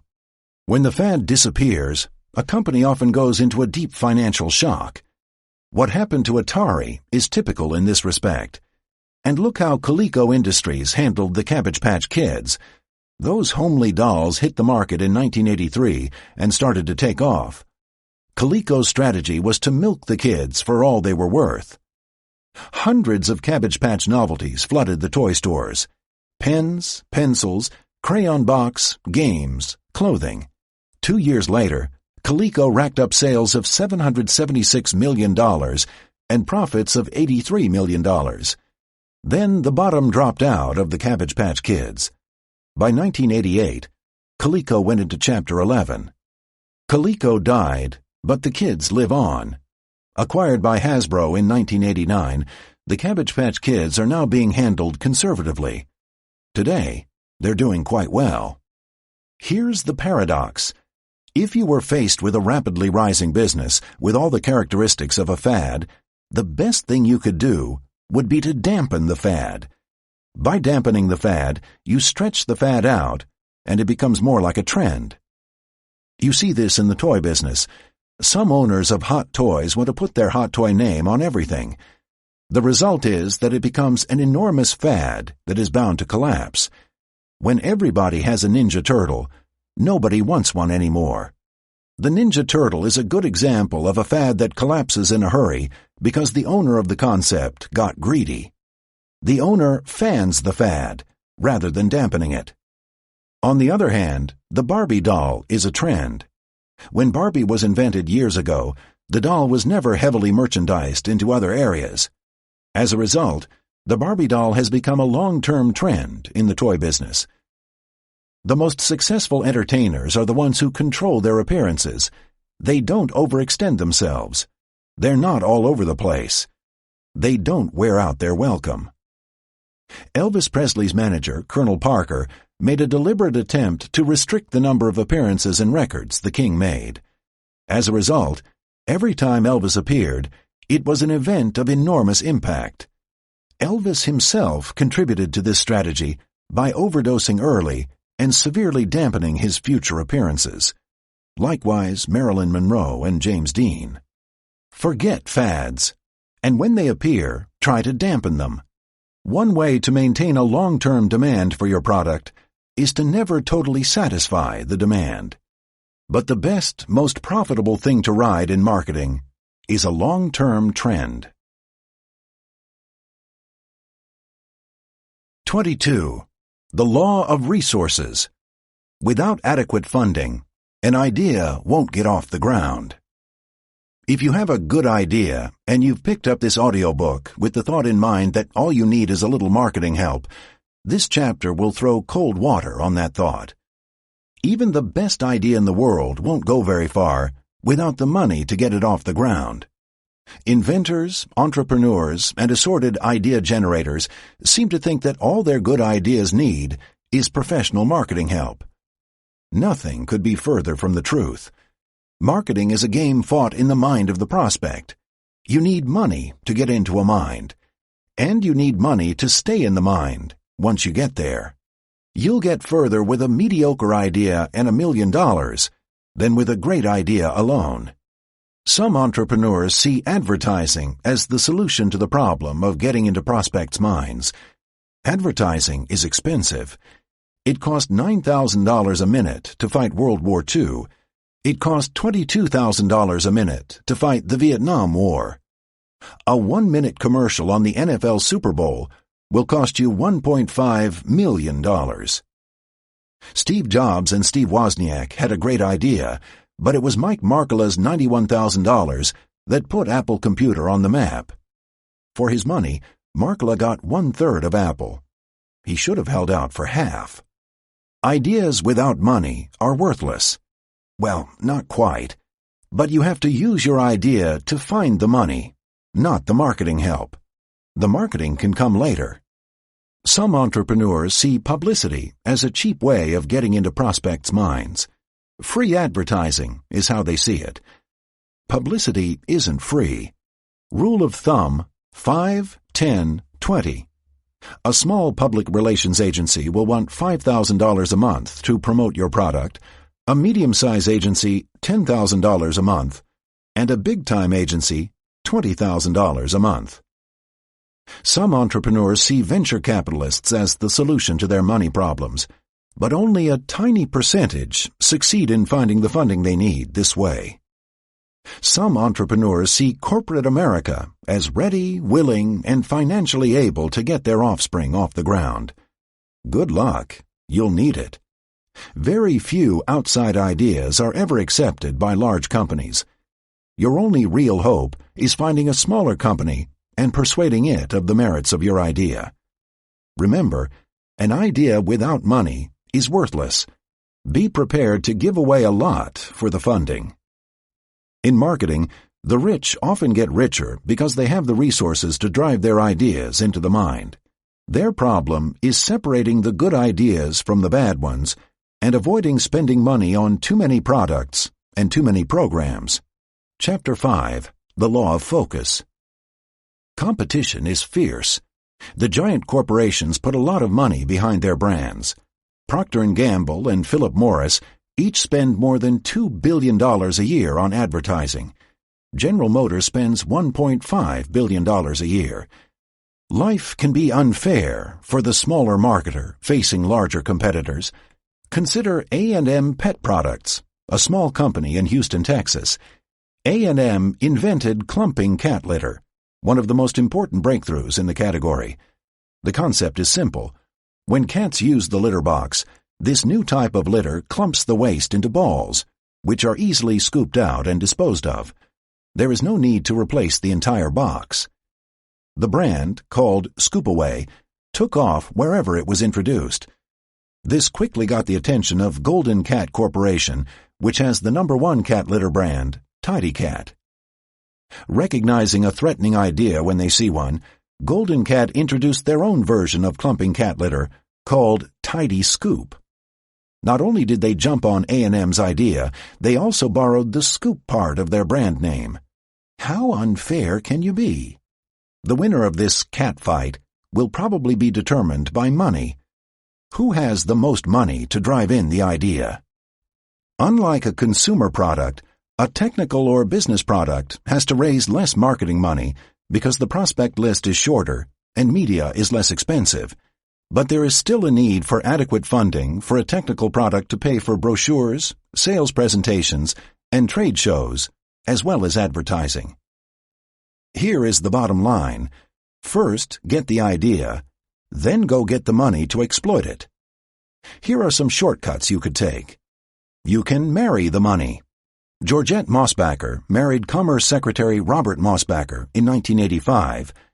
3 years later, Ms. Mossbacher bought La Prairie, a Swiss cosmetics firm, for $31.5 million. Where did she get the money? From everyone. Venture capitalists, La Prairie distributors in Switzerland and Japan, plus her own and her husband's resources. In the first year under Georgette Mossbacher's control, La Prairie's sales were up 30%. Then she sold out at a hefty profit. You can divorce the money. Frances Lear arrived in New York in 1985 at the age of 61. Freshly divorced from her television producer husband Norman All in the Family Lear, she was determined to launch a magazine for women over 40. She was prepared to spend $25 million of her expected $112 million settlement on the project. By its 5th issue, Lear's magazine had 350,000 readers. You can find the money at home. Donald Trump would never have gotten anywhere without Dad's millions behind him. You can share your idea by franchising it. Tom Monahan was able to put Domino's Pizza on the map by pursuing an aggressive program of franchising his home delivery idea.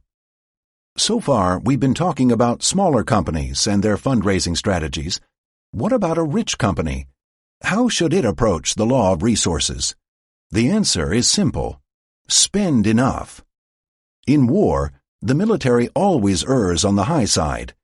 Do you know how many rations were left after Operation Desert Storm? A lot.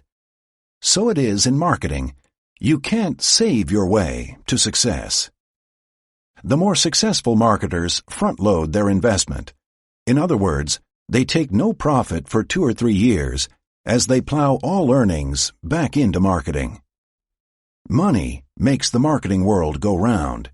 If you want to be successful today, you'll have to find the money you need to spin those marketing wheels. Warning. We would be remiss if we did not warn our listeners about the potential dangers of trying to apply the laws of marketing within an existing organization. Many of these laws fly in the face of corporate ego, conventional wisdom, and the Malcolm Baldrige Awards. The law of perception runs counter to the corporate culture of most companies, where trying to be better is deeply ingrained. People are forever running around and benchmarking the leader in the category, and then setting out to beat their specs. It's what the quality movement is all about. The law of leadership is tough for many to swallow. Most people want to believe they got to the top by being better, not by being first.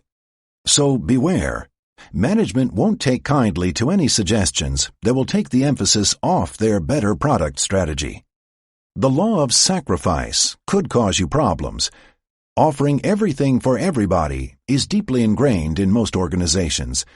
If you have any doubts, just stroll down the aisles of any supermarket.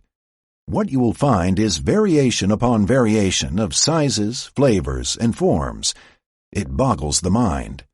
Why this happens is painfully obvious. Nobody wants to focus. Large companies have offices filled with young, bright marketing people. Do you expect them to just sit there and do nothing? They feel compelled to tinker and make improvements. After all, how can they make their mark on the organization? So beware. Those young, bright marketing people will not take kindly to any efforts to curtail their tinkering. The law of focus suggests owning a word in the prospects' minds. What word does your company own in the minds of your prospects? "I don't know," might be your response. We make a variety of products for many different industries. So beware. You have some pruning to do, which isn't going to be easy to sell to the powers that be. The law of perspective will frustrate anyone looking for quick marketing victories. Companies want to see instant results. So beware. Those accountants will give you a hard time in the short term. The law of line extension is the most dangerous law of all to deal with. In this case, you have to be prepared to demolish what management holds to be a basic truth. Big, successful brands have an equity that can be exploited to encompass different kinds of products. Line extension makes eminent sense in the boardroom. You won't find one director in a dozen who would be willing to challenge management on this critical issue. So beware. Management will not take kindly to any efforts to curtail their equity expansions. You may just have to wait them out. Management is mutable, but the laws of marketing are not. Thus, you are duly warned. If you violate the immutable laws, you run the risk of failure. If you apply the immutable laws, you run the risk of being bad-mouthed, ignored, or even ostracized. Have patience.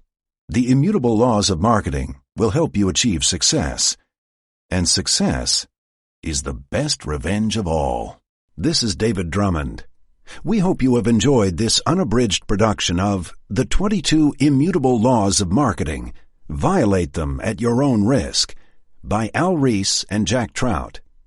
This program was produced by Common Mode, Paul Fowley, Technical Director. Executive Producer, Karen Jakonski.